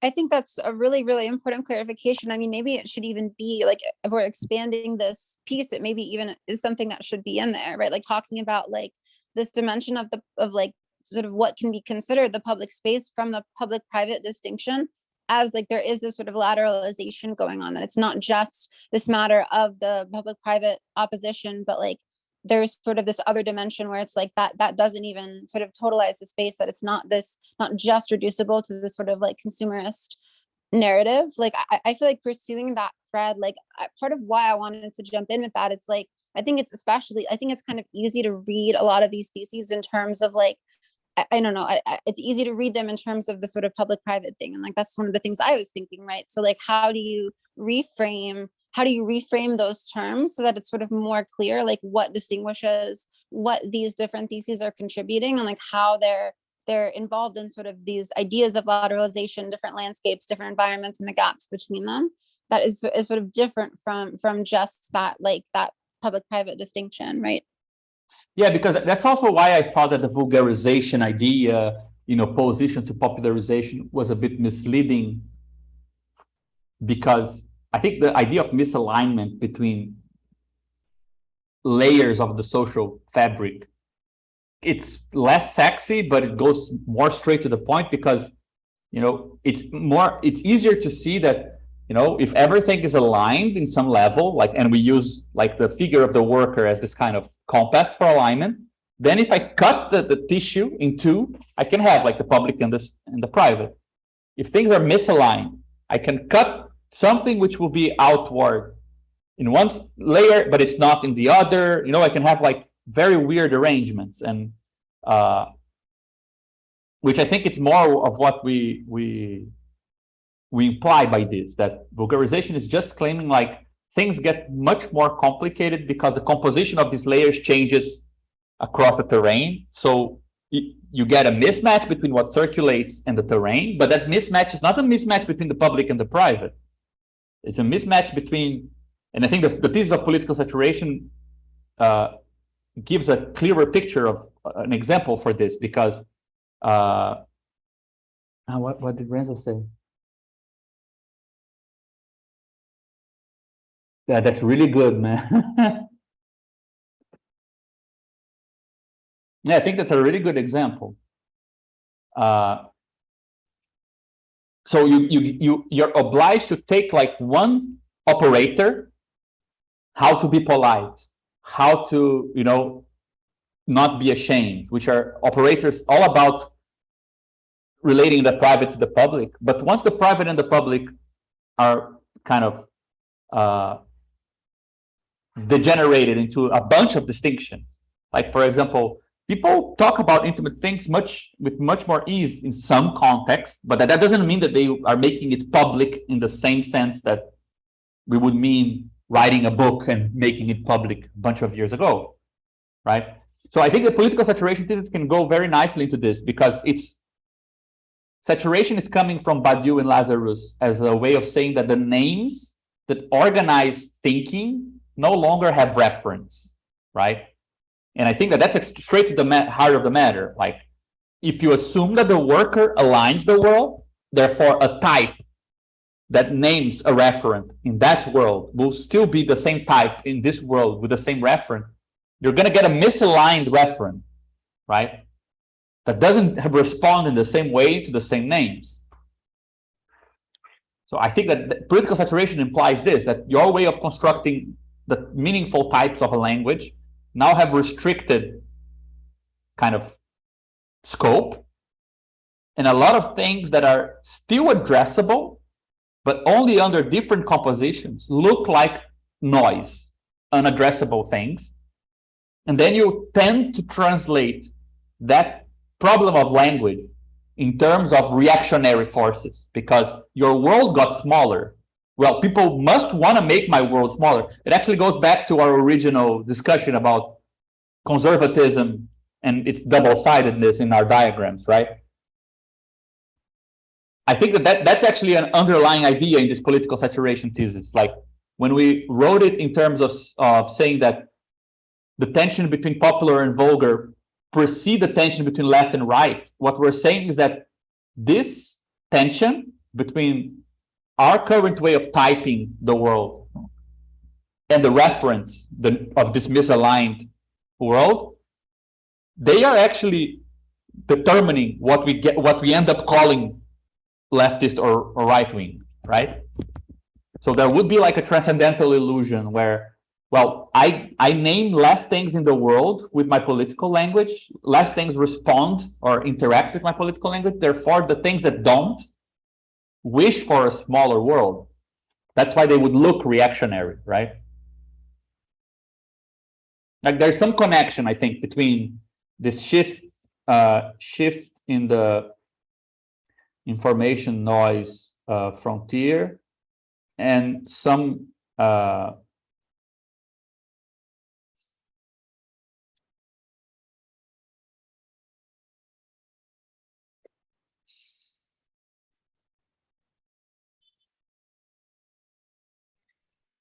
and I have another kind of basic question, but it also was occurring to me in this conversation, like when you were saying like how this sort of, intimacy coming into those collective spaces is not necessarily public. I realized like when we're talking about the distinction between landscape and environment, should we clarify like how that's like, landscape and the way that we've been framing it, it almost makes it kind of seem to me like landscape is kind of this individual thing and environment is kind of this group thing, but it's not reducible to that, right? Like you can have group landscapes or individual environments. Like what is the dynamic between like individual and like collective within the space of like the landscape environment relationship? Yeah, it's a good question. I mean, I'm not sure, Dennis, what you think, but my best guess there, I remember John making good points about this. Like I for example, I would say that the collection of police officers in a police department is like a system. The landscape is not the head of the policeman. It's like the manual for conduct plus all the little tricks of actual conduct that they share. Like, so it's a concrete thing. It's not like people's heads and it's a collective thing, right? Like policemen should act like this under this circumstance because the world is like this. That's like it's not necessarily somebody's head that has that information. That memory can be stored in terms of how policemen behave, talk to each other, have some habits, right? It doesn't need to be like a private thing, but it's also not the same thing as the actual world where the policemen are walking around. In fact, they probably will preserve that set of habits and normative commitments as if it is a brain, right? Like trying to keep it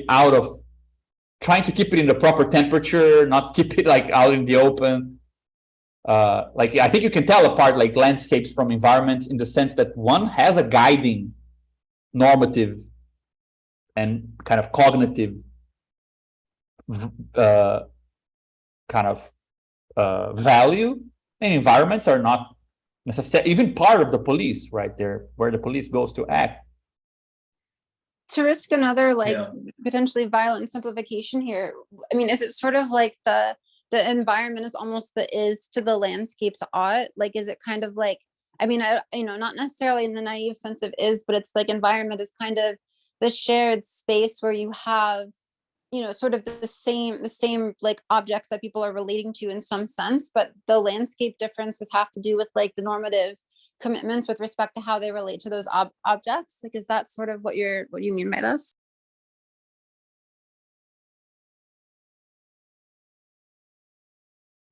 I was thinking of environment more as like sources of information that could be shared by multiple agents or multiple systems, right? So like I don't know, landscape seems more like the operationalized version of the environment, insofar as it makes a difference to the decisions that you can make as a system. Yeah, I mean, I have the impression that environments go here, right? And landscapes go kind of here, right? Landscape will have to do with, well, you kind of a mock-up version of, if I get this, I'll do this, right? It is kind of indirectly connected to the environment, but it's inside a system. It's not like outside of it. But since this border here is not the border between real life and mental life, it can be the border between outside of a police department and inside of it, where we have like, you know, habits, meetings, classes, everything like that, right? This is very much made of the same thing, can be made of the same basic thing as environments, which is like social relations. But the function that it's playing is like, okay, if you're getting this inputs here, based on this thing here, this is a good effective response, right? But there are, I mean, of course, there are many other inputs that are not these particular inputs here. These other inputs here are also part of the world, but they're not part of the environment. Yeah, maybe the simplest way to think of it is just landscape is environment minus noise. Like environment contains noise, it contains untyped inputs. Once you're in the landscape, everything has a type.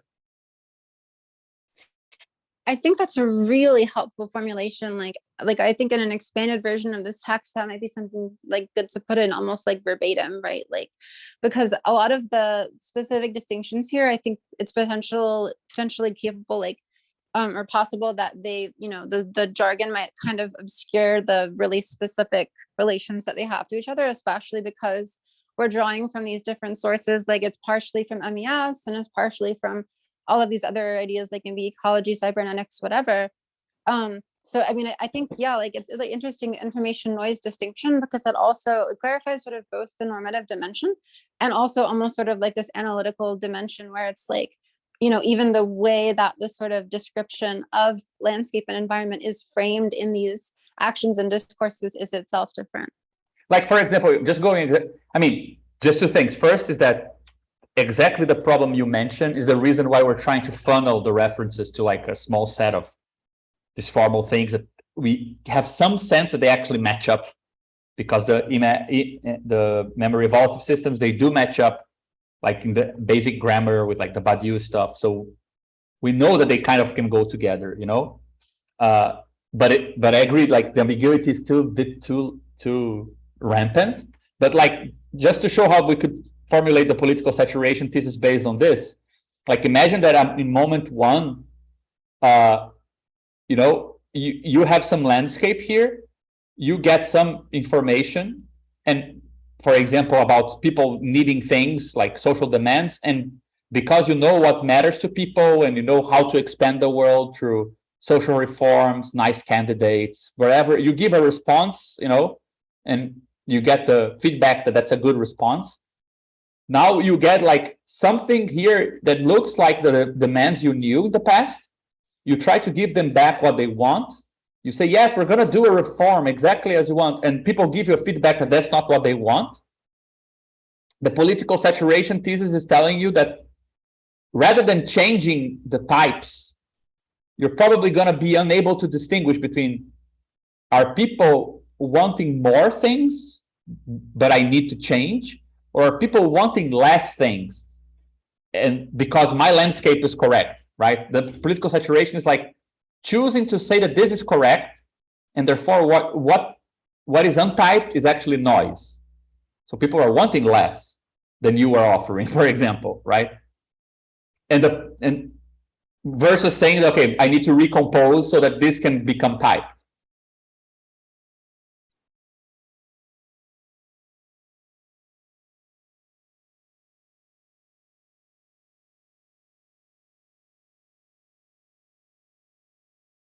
What's the problem, Dennis, with the? Yeah, I was half joking. I mean, I think just this idea that there's an internal representation and an external thing. Yeah, I'm too busy rebuilding my landscape. Yeah, it's I feel like there's some easier way we could approach the landscape environment thing. I feel like for practical purposes, the environment is only useful to describe the untyped stuff. But dude, like, I mean, just don't be too worried about this. Like, we solved the Kant problem. Like, we're dividing knowing subjects and phenomena totally like in an immanent organizational materialist way. Like,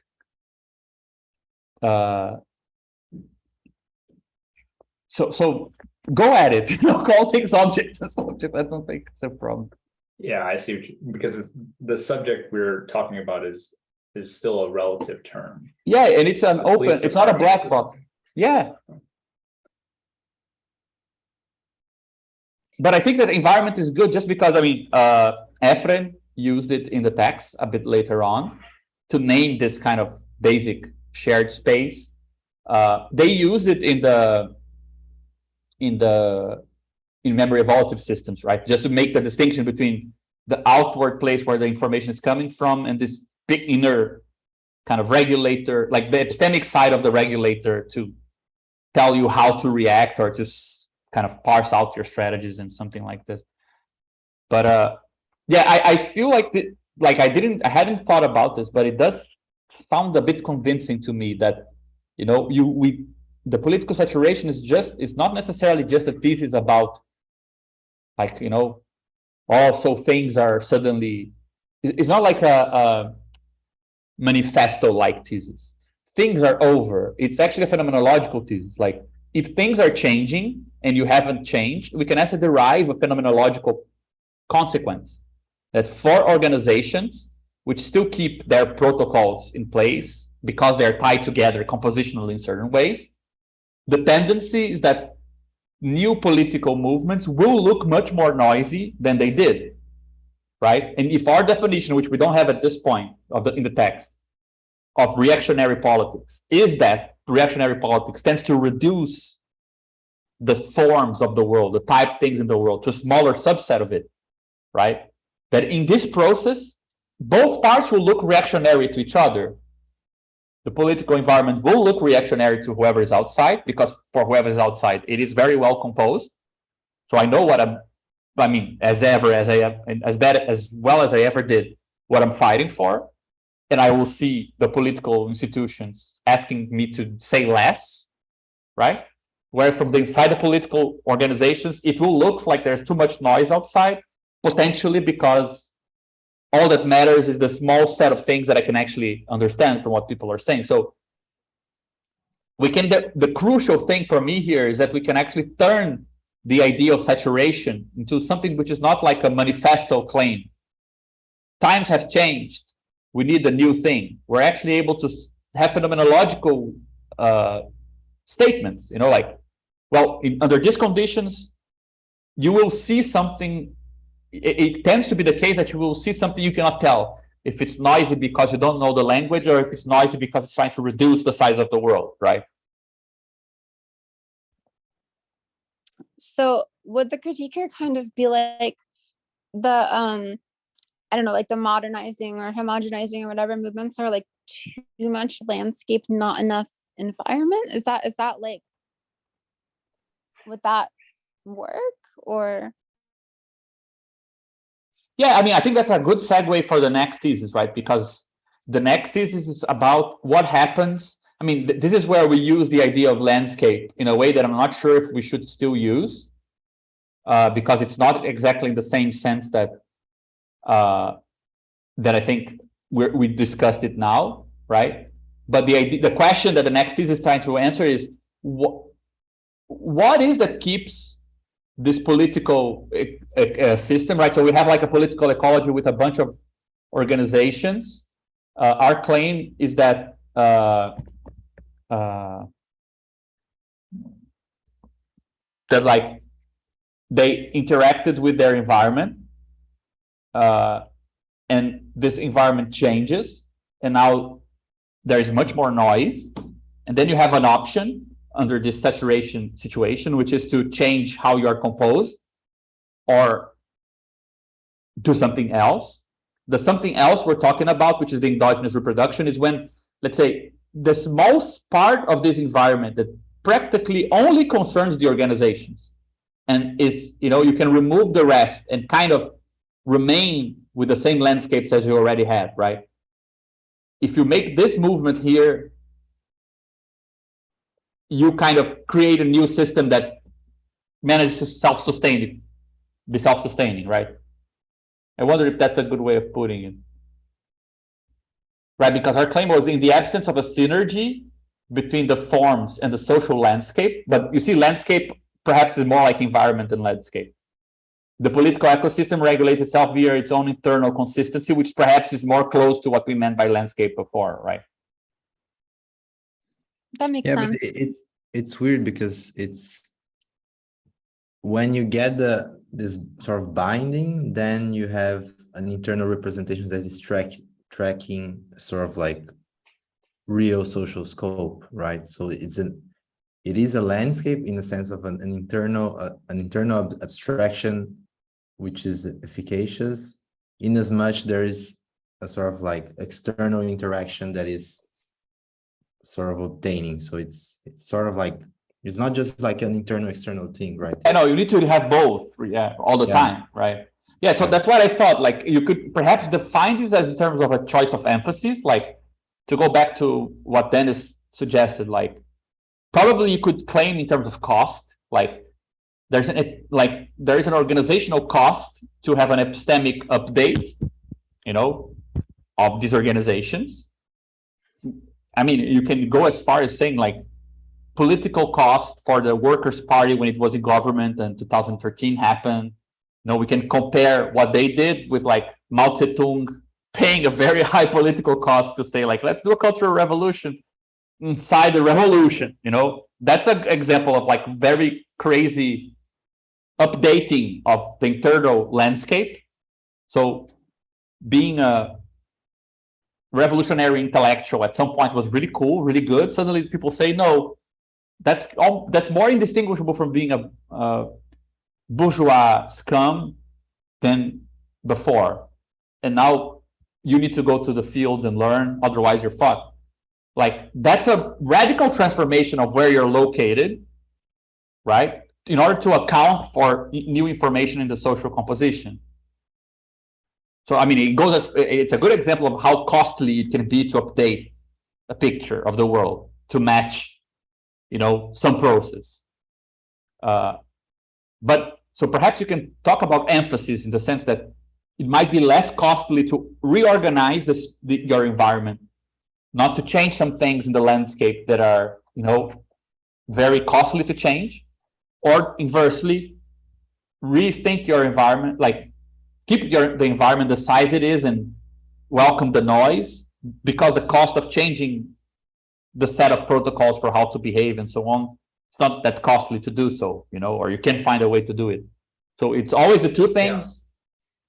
Yeah. That makes sense? This goes back to the other discussion we had during my presentation about police brutality and essentially how the state subsidizes the cost of that, right? Like if there's a cost if there's an update cost to changing your landscape for the police department or for any organization, then that cost can sometimes be paid for by another entity, so that the cost of not updating in this case, right? So if without the intervention of an external system, it can cost so much that you need to update you should update your landscape, because you're always having fractures. You're not your procedures are not working to change the environment the way that you intend. So absent the external intervention, you would be forced to update your landscape. But then we have systems in place that or other co-regulators in place that will pay that cost for you so that you can continue to have your fractures. Your landscape becomes out of touch with the environment, but it's to a small enough degree that you don't need to update it. Because doesn't matter to you because the cost goes somewhere else. And I think that's climate change is another example of that, where the companies are essentially being subsidized to ignore the effects, right? I mean, as long as like the state can afford to externalize the costs of climate change, then companies themselves never have to update their landscape, something like that.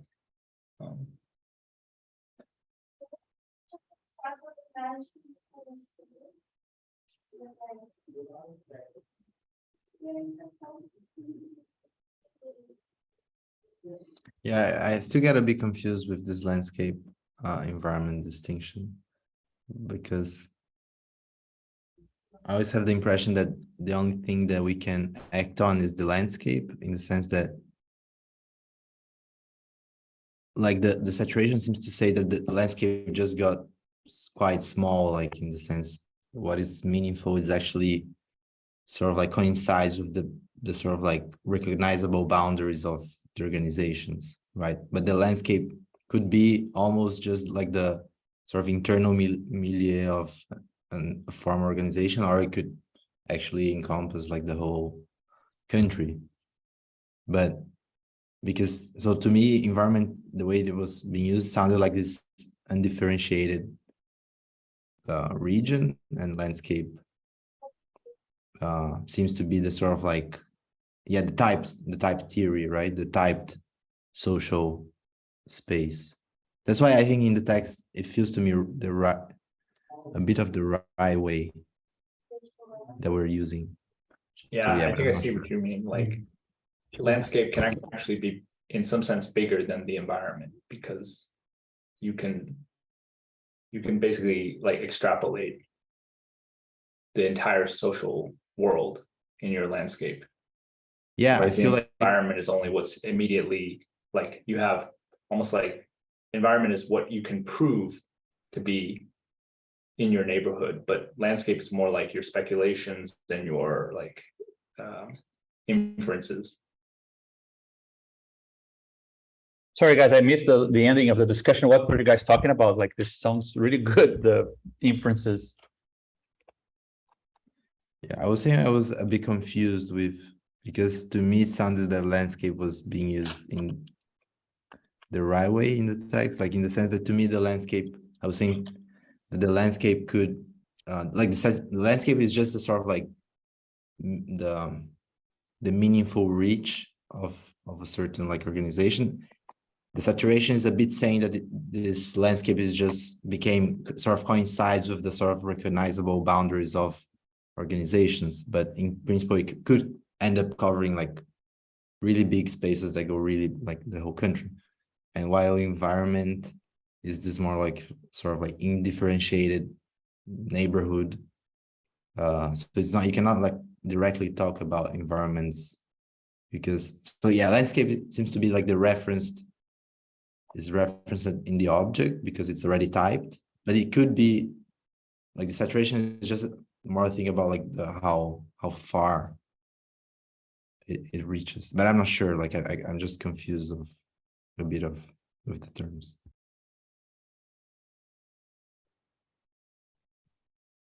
Yeah, And I mean, then sorry, yeah.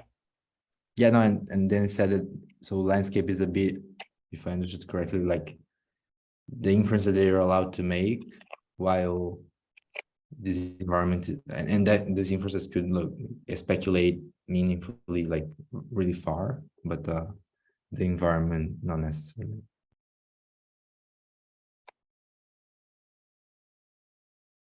What I find interesting about this too is I feel like it potentially presents this place where like landscape and world can come into a relationship that doesn't necessarily like include the environment to the same degree that it would otherwise. Like this idea of like when landscape can actually be bigger than environment, like almost sort of like there's this, that's almost like a dimension of anticipation that maybe is more desirable, like kind of associated with the maximalism kind of idea.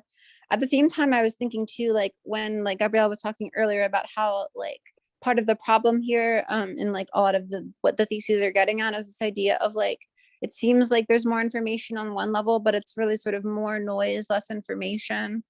I mean, in a way, it's like that condition is sort of almost like environment becoming so much bigger than the landscape.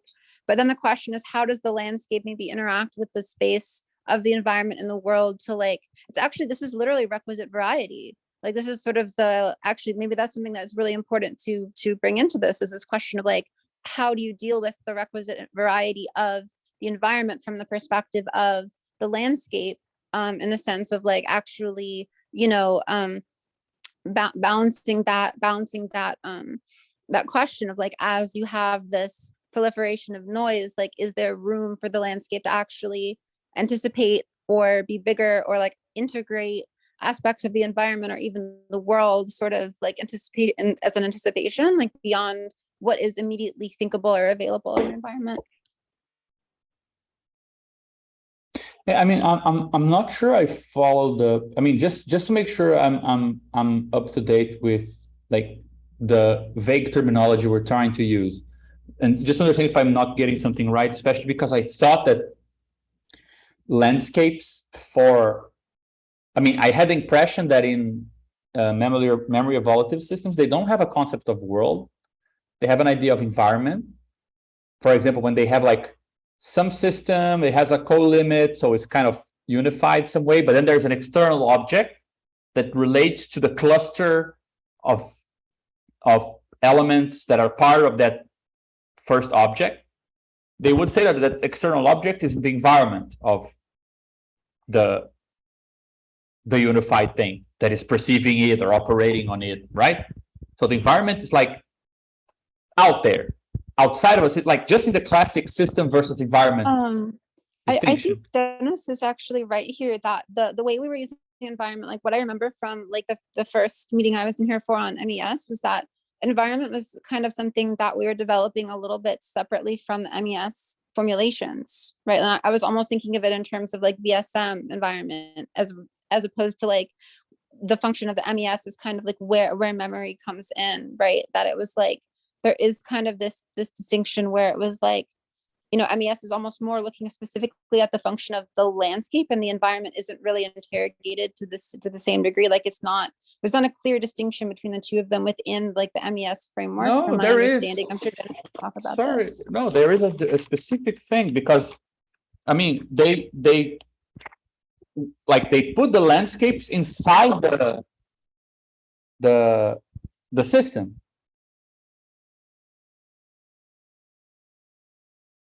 Yeah, I feel like. Yeah, but you see in this definition here, the information received from other parts of the system or environment altogether, not the environment, but the information received. The set of all information received is called a landscape. Yeah, I'm saying that there is a concept of environment, but they do not distinguish between environment and landscape. No, but this quote is distinguished already. Look, you have, I mean, I'm just trying to understand why this picture here is not enough to have landscape inside a system and have an environment here. Like, why is this not, like this quote makes sense of this. Like you get information from inside the system and information coming from the landscape. The set of all of them, all those informations together form what I call a landscape. So there is something called an environment, and there's something called a system, and there's something called a landscape, which is a part of the system, right? Information received from other parts, meaning that the landscape is part. All the graphs have the landscape inside the system, and nowhere do they use the term environment. I think they just keep to the very regular idea of environment as being something outside of, like the complement of a system. Yeah, no, you're right. I think I mean, it's very, I think that that's useful for us because it's quite straightforward, you know, and the term that they don't have is the term world. That's our addition, right? The idea that you actually can create a closure on the environment, which is not empirically accessible. That's our crazy. Maybe that's what I thought was the thing we added is actually the distinction between world and environment. Yes, exactly. Environment and That landscape. makes sense. That makes sense. Right. So, I mean, the point is that, for example, a world like this, right? We need some crazy symbol for misaligned or aligned worlds. So, like principal filtered worlds or non-principal whatever world, right? So, let's say that this is a crazy sparkly peripheral formation. That means that it's you're most of the social objects are not totally aligned, so that you can have this homogeneous space, right? That means you're going to have a bunch of environments based depending on how this logic is composed more locally, right? Because environments are relative terms to systems, but worlds are not relative to systems, right? Worlds are objective phenomenological terms. Environments are subjective phenomenological terms. But in our subjective objective phenomenology, as phenomenology that starts from the objective, which is what we do, when we get to the subjective phenomenology, you don't have black boxes. We know that what's out there as meaningful types is actually conditioned on how this thing is typed itself, right? This is so clarifying. And yeah, I mean, that's sort of what I meant before about like how, I mean, this kind of focuses on the perspective on the environment sort of internal to the landscape. Like they're theorizing like the space of the landscape. I think if we frame this more explicitly as kind of like this articulation between the objective phenomenology perspective and like the MES framework, that like, I think there would be a lot of like generative space for like seeing like, oh yeah, like, I mean, that seems to be the main part of this that isn't elaborated. Like, what is the connection between these two things? Is there a way to express that connection? Because like, they're both these really in-depth, developed, formal conceptions, but like the connection between them seems to be what we're focusing on. But like, what is that connection seems to be what sort of needs to be worked through more. Mm-hmm. Yeah, I think but this is the reason why I think that the peripherization thesis requires us to make this particular distinction I'm suggesting, because we don't want to say there is no more world, everything is floating in space, like speculative philosophy will say, like no ontology, blah, blah, blah. We're saying no, there is class structure, there is capital flows, everything is well, guys, like there is order, there is a social form. It's just that this social form is more consistent for value than it is for people, which are secondary, right? And then we're saying a consequence of this is what happens to this correlation between environments and systems, because now you have like regional forms of composing social systems, right? As we were talking about, like if you live in a slum and you're constantly interacting with this and that social institution, you tend to be organized in a certain way, which because you interact with some inputs, right? They are the meaningful ones. That will lead you to have some landscape. And this thing here now is not generalizable, right? So there is a connection between this here being aligned, and then this thing here is more general, or this thing here being misaligned, and this thing here is more localized, more contextualized. And you need to think about how to stitch these things together. So the cool thing is that by introducing this, we managed to account for this as part of an order and not just like, now we can have anything. Like you can never tell because you're always meeting people in new contexts. No, there is a limited amount of novelty to this process, right? And the good thing is that once you do this, you can now account for what is not here, because there are still things that are not part of this much more complex space, right? Just because peripheral social forms tend to complexify social experience, it doesn't mean that any social experience is still possible. Most forms of social experience remain impossible if there is no political process to kind of give them consistency, right? So like, I think it's really, really crucial to us to make that tripartite distinction and I'm trying to show that, I mean, the subjective part of it, which is a system dash versus environment connection, it is conditioned on an objective account of a world, which is what we're doing with the multi-layered social system stuff, right? Yeah, I think the middle term, to clarify it even more, the objective side of that is the theory of organs, because we need some parts of the system to be able to translate into the landscape, right? So it's almost like you have this interface with the world, but this interface is only sensitive to certain types. Mm-hmm. And that interface, so you can actually, in addition to talking about updating your landscape, you can also talk about updating your social sensor, your organ. Yeah. And those are actually two different types of updates, which I don't think it's not really talked about in MES. Yeah, because I mean, yeah, I mean that's where social systems are different from biological systems, right? Because I mean, actually, let me do it with colors, because for example, I'd say that this is a bit of the problem where we need to have some novelty, because you have a world. Now we want to say that you have some system. This implies that you have some environment, which is here, but it's a fuzzy concept because it doesn't need to include the whole world, right?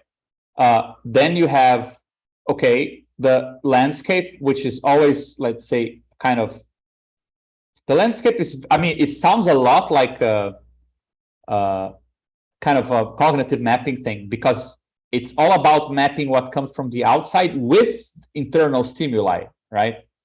The quote you wrote here is, I think that's quite an important part of it, right? That a procedure by taking into account the partial information received from other parts of the system or the environment, which together form its landscape, right? So the landscape binds information coming from inside the system with information coming from the environment.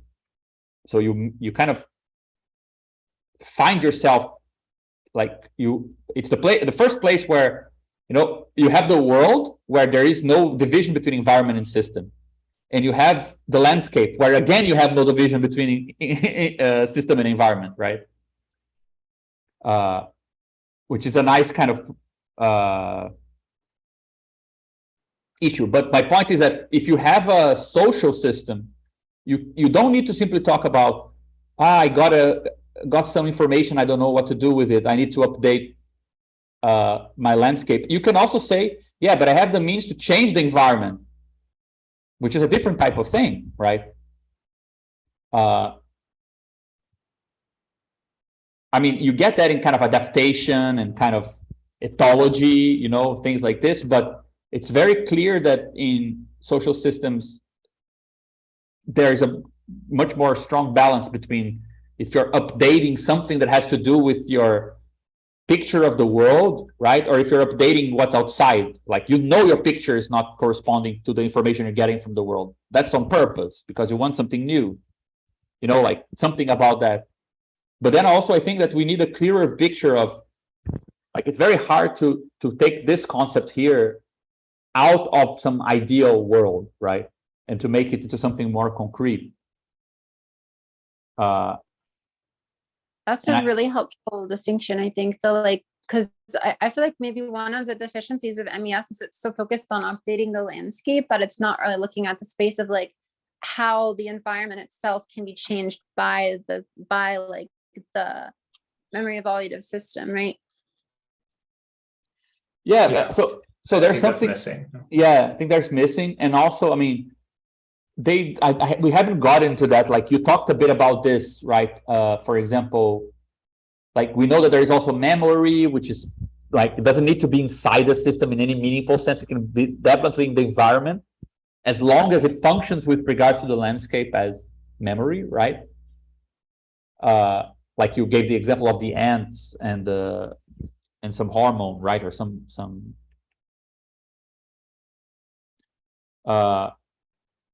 so I think that, like, the only thing that comes to mind that we already saw that has a bit of that kind of external feel, like it doesn't imply that it's going on in our head, but has that epistemic quality that this landscape seems to have. You know, when we were talking about like extended cognition and we talked about epistemic actions, like they were trying to account for the fact that, let's say you're trying to put little wooden blocks into like some game with holes, and each form fits into a different hole, and you turn the blocks around to see how they are. Like none of those actions are, you know, reactions to the world. They are actually like you're moving the form in your hand instead of moving it in your head. Just Right. so Yeah, I just wanted to say, I think this is actually maybe where the viable system model has a kind of a leg up on the MES a little bit.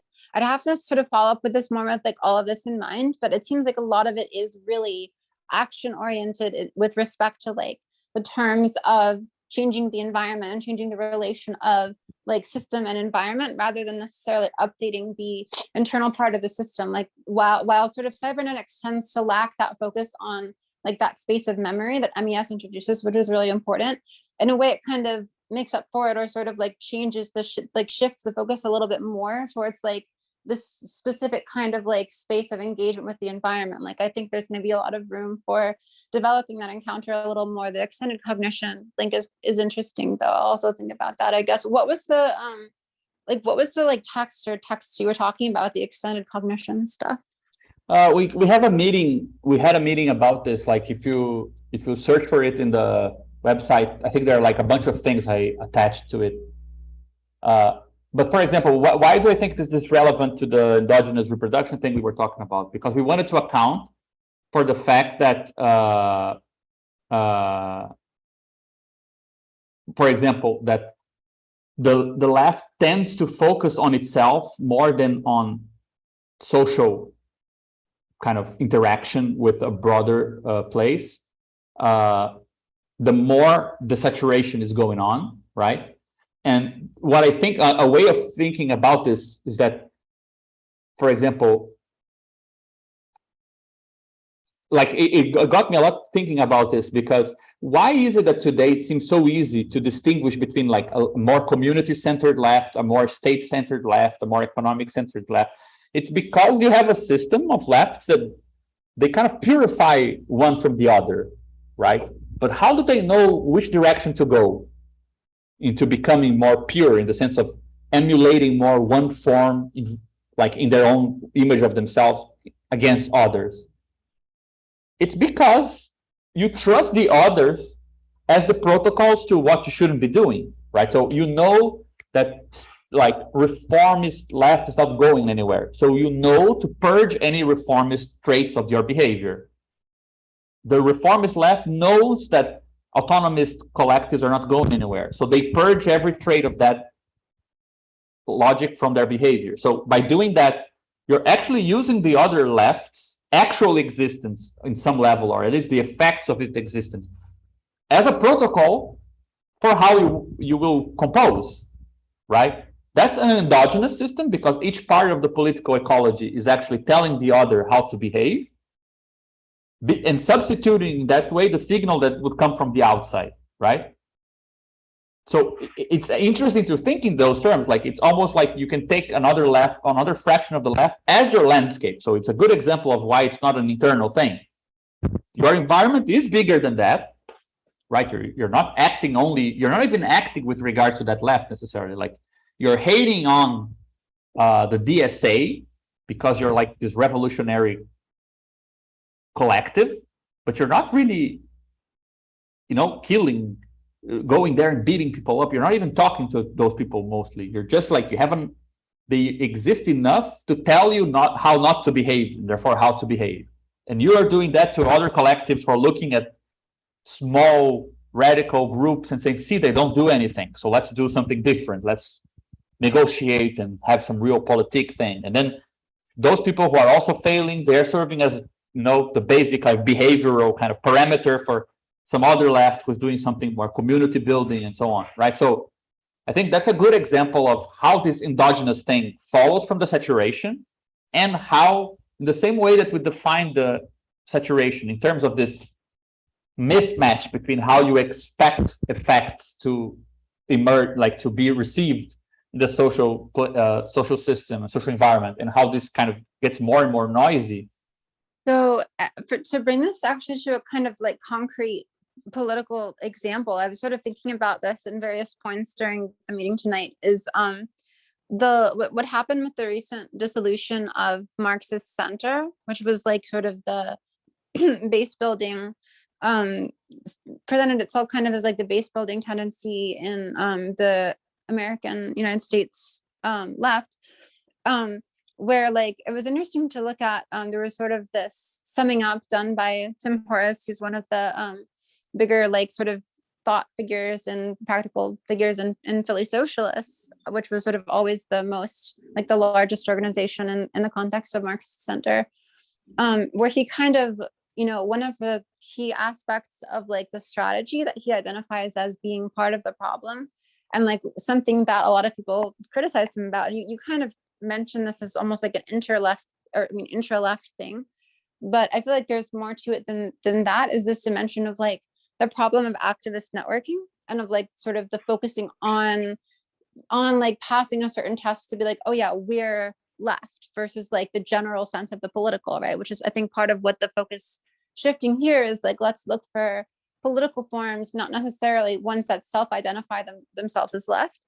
And so part of like the like reaction, I guess, to what went wrong with Marxist Center and some of the limitations it encountered was how much it focused on this sense of like the self-identification as left, like the sort of left as a subculture, as networking within that sort of subcultural space, to the point that a lot of the work that was more focused on general base building or connecting with political movements that might not actively position themselves within left subcultures in the same way, was sort of neglected, to the point of like, oh yeah, let's bring all of the Marxists in together to focus on this stuff. And like it's an interesting problem there. Like how do you balance the sense of like the self-consciousness of like being on the left or being a leftist with like how you identify movements that manifest as political without necessarily self-identifying as part of that, like that cultural space? Yeah, but I think what you're saying follows from like the way we define the saturation thing, right? I mean, the more saturation happens, that means that political actions and political actors don't match up.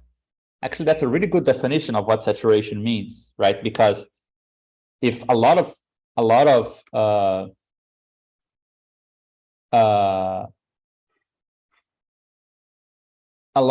stuff that's happening in a political movement appears to us to be just noise, that means I cannot form adequate statements where I know like this is leftist, because I can't really tell what it is, right? I know it's not something known, but I can't really type it, like say, okay, this has something to do with me or not. So the more you get like this decoupling of political action and political actors, the more you need something else to guarantee you're a political actor. So what is left to tell apart who is part of the political system and who is not? Well, other mutually recognizing political entities, right?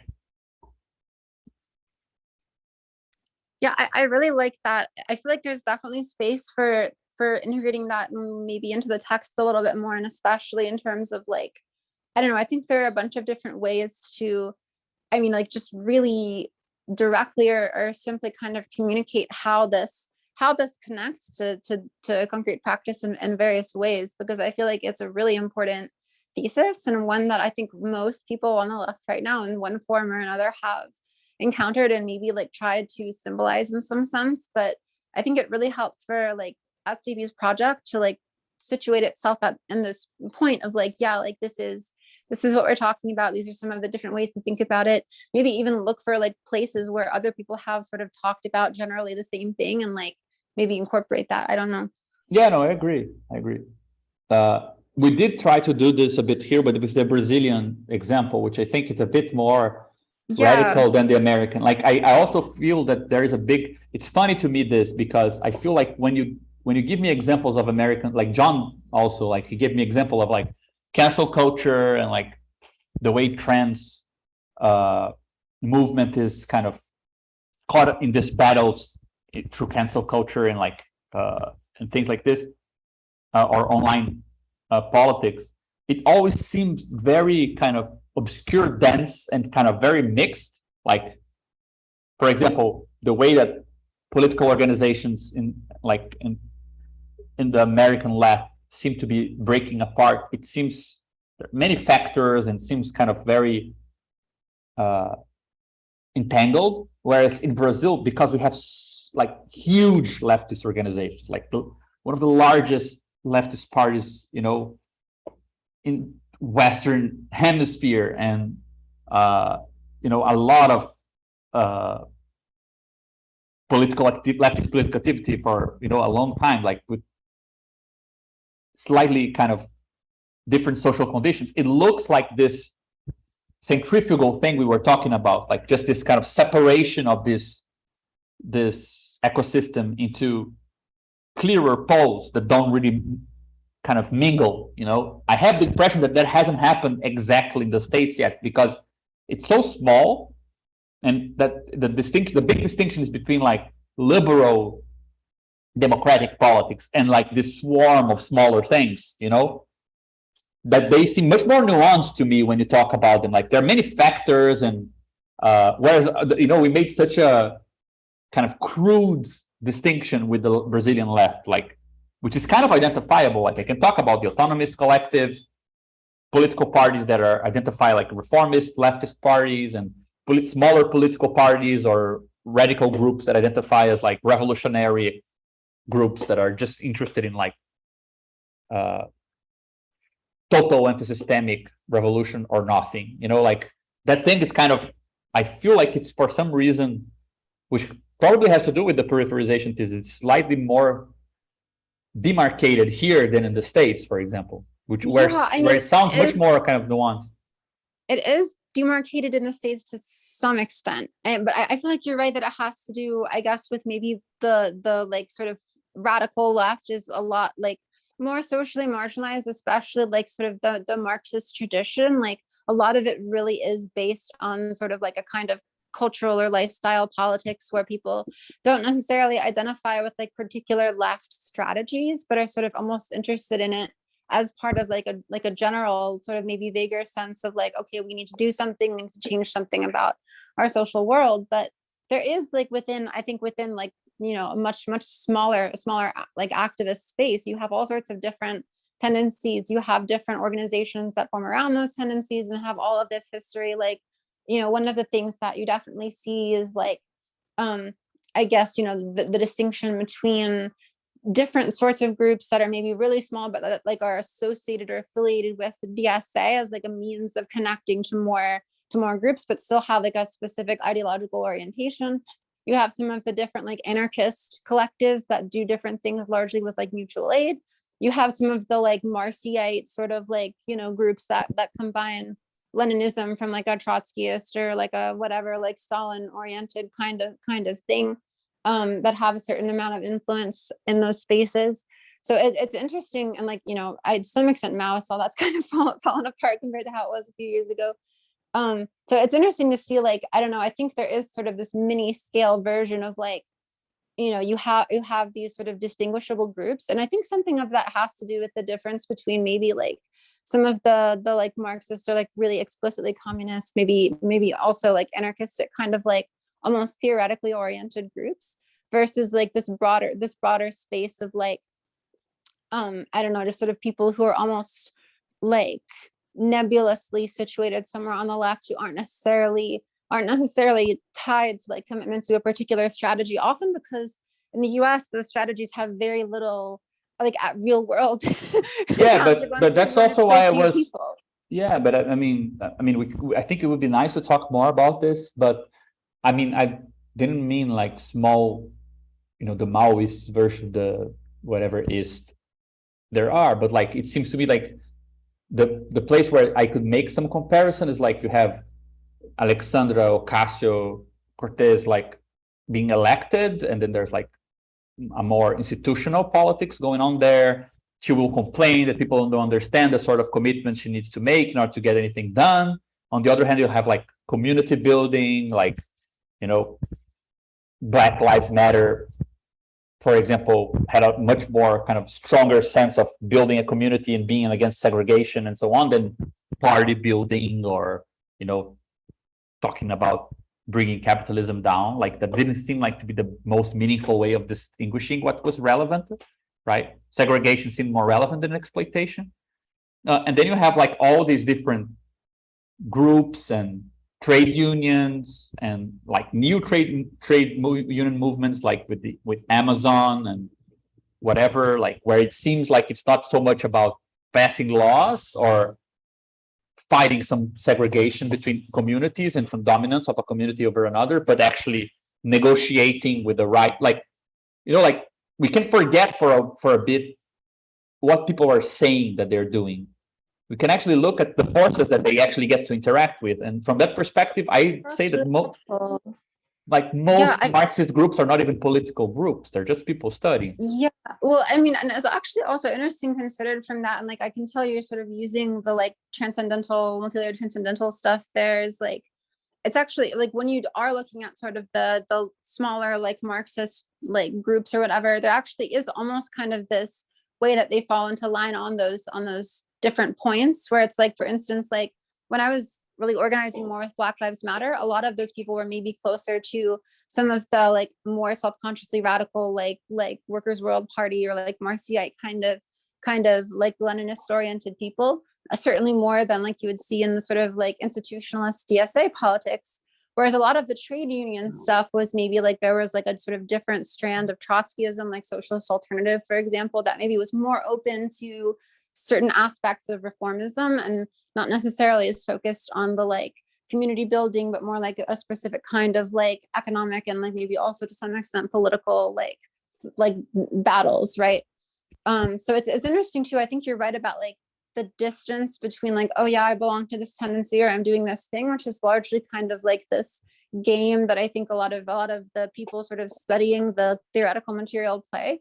And then like, what are the real world consequences of that and how they actually engage with the sort of political movements that are happening? Like, I do think, like, I think it's important to note, like, to some extent, the way the theoretical commitments that people do have like specific logical connections to their practice, including like the specific ways that maybe some of their theoretical commitments are self-defeating, right? That yeah, like but you see how identify why it wouldn't match up, right? Yeah, exactly. But that's where things get interesting, right? Because, for example, when you start listening from that perspective, somebody's saying, I'm not going to do something with those guys because they're Trotskyists.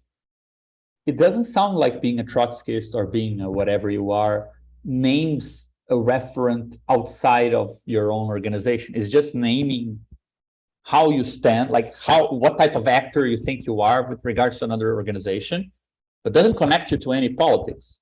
Whereas, and you also need to start wondering sometimes where terms that sound crude or lacking nuance might actually be better at naming something real and getting people to work together in a certain context, while other terms that are very sophisticated and supposedly name something much more profound actually don't have any interaction at all strategically or tactically, you know, in terms of they don't facilitate the composition of nothing and nothing, you know.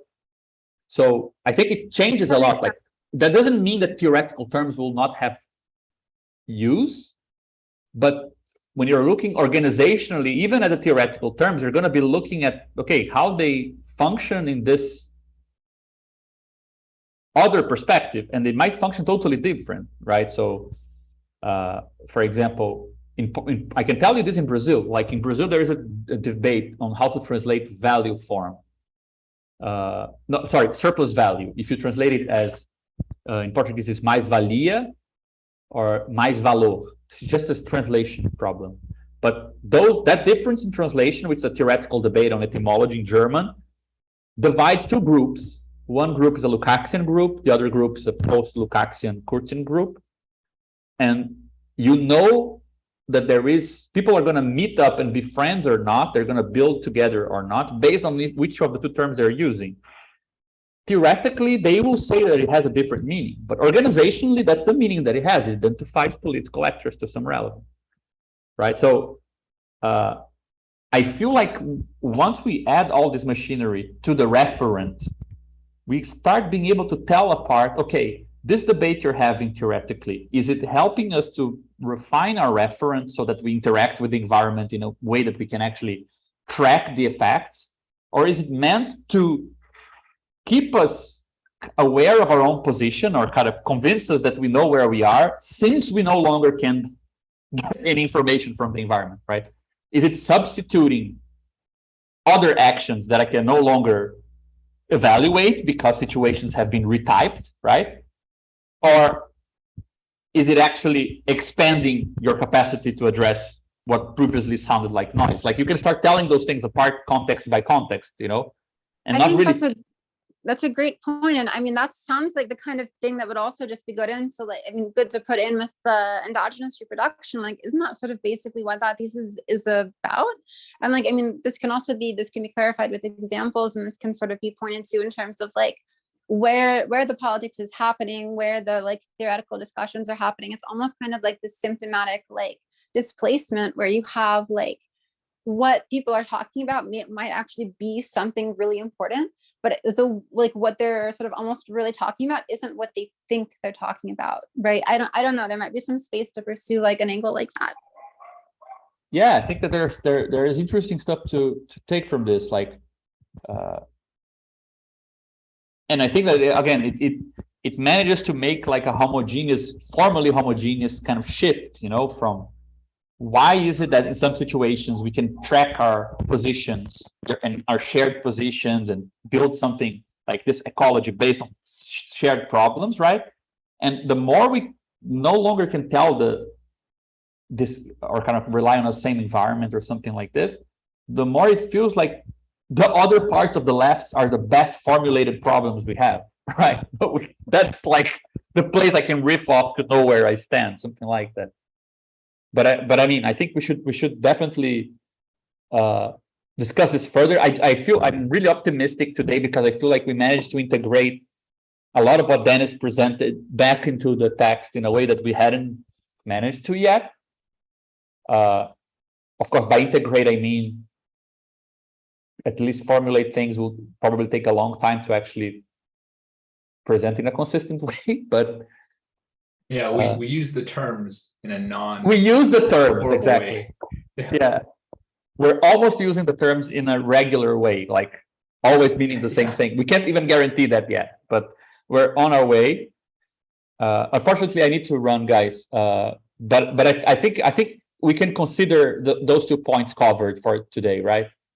2.3 and 2.4. Like, so it's okay to. Definitely. I think next week Vitor is presenting something about how the COVID crisis was managed here in Brazil under Bolsonaro. He's like a very, very good journalist of these matters. Like he investigated for like 2 years straight with the right-wing networks. He was kind of infiltrated, so he knows a lot about it. It should be very, very useful as a kind of concrete example to this vulgarization process, and like how you create these bubbles where you don't trust information and things like that. He gave a short presentation on this here in Rio a while back. It was really amazing. So I'm not sure when we have time to go back to the text and continue kind of supplementing the stuff we already wrote, but should be a really cool meeting next week. All right, sounds great. All right, good meeting, everyone. Great, guys. See you. Bye, Monica. Thanks for hanging for 3 hours with us. See you guys. Yeah, take care. Have a good week. Bye, Anna.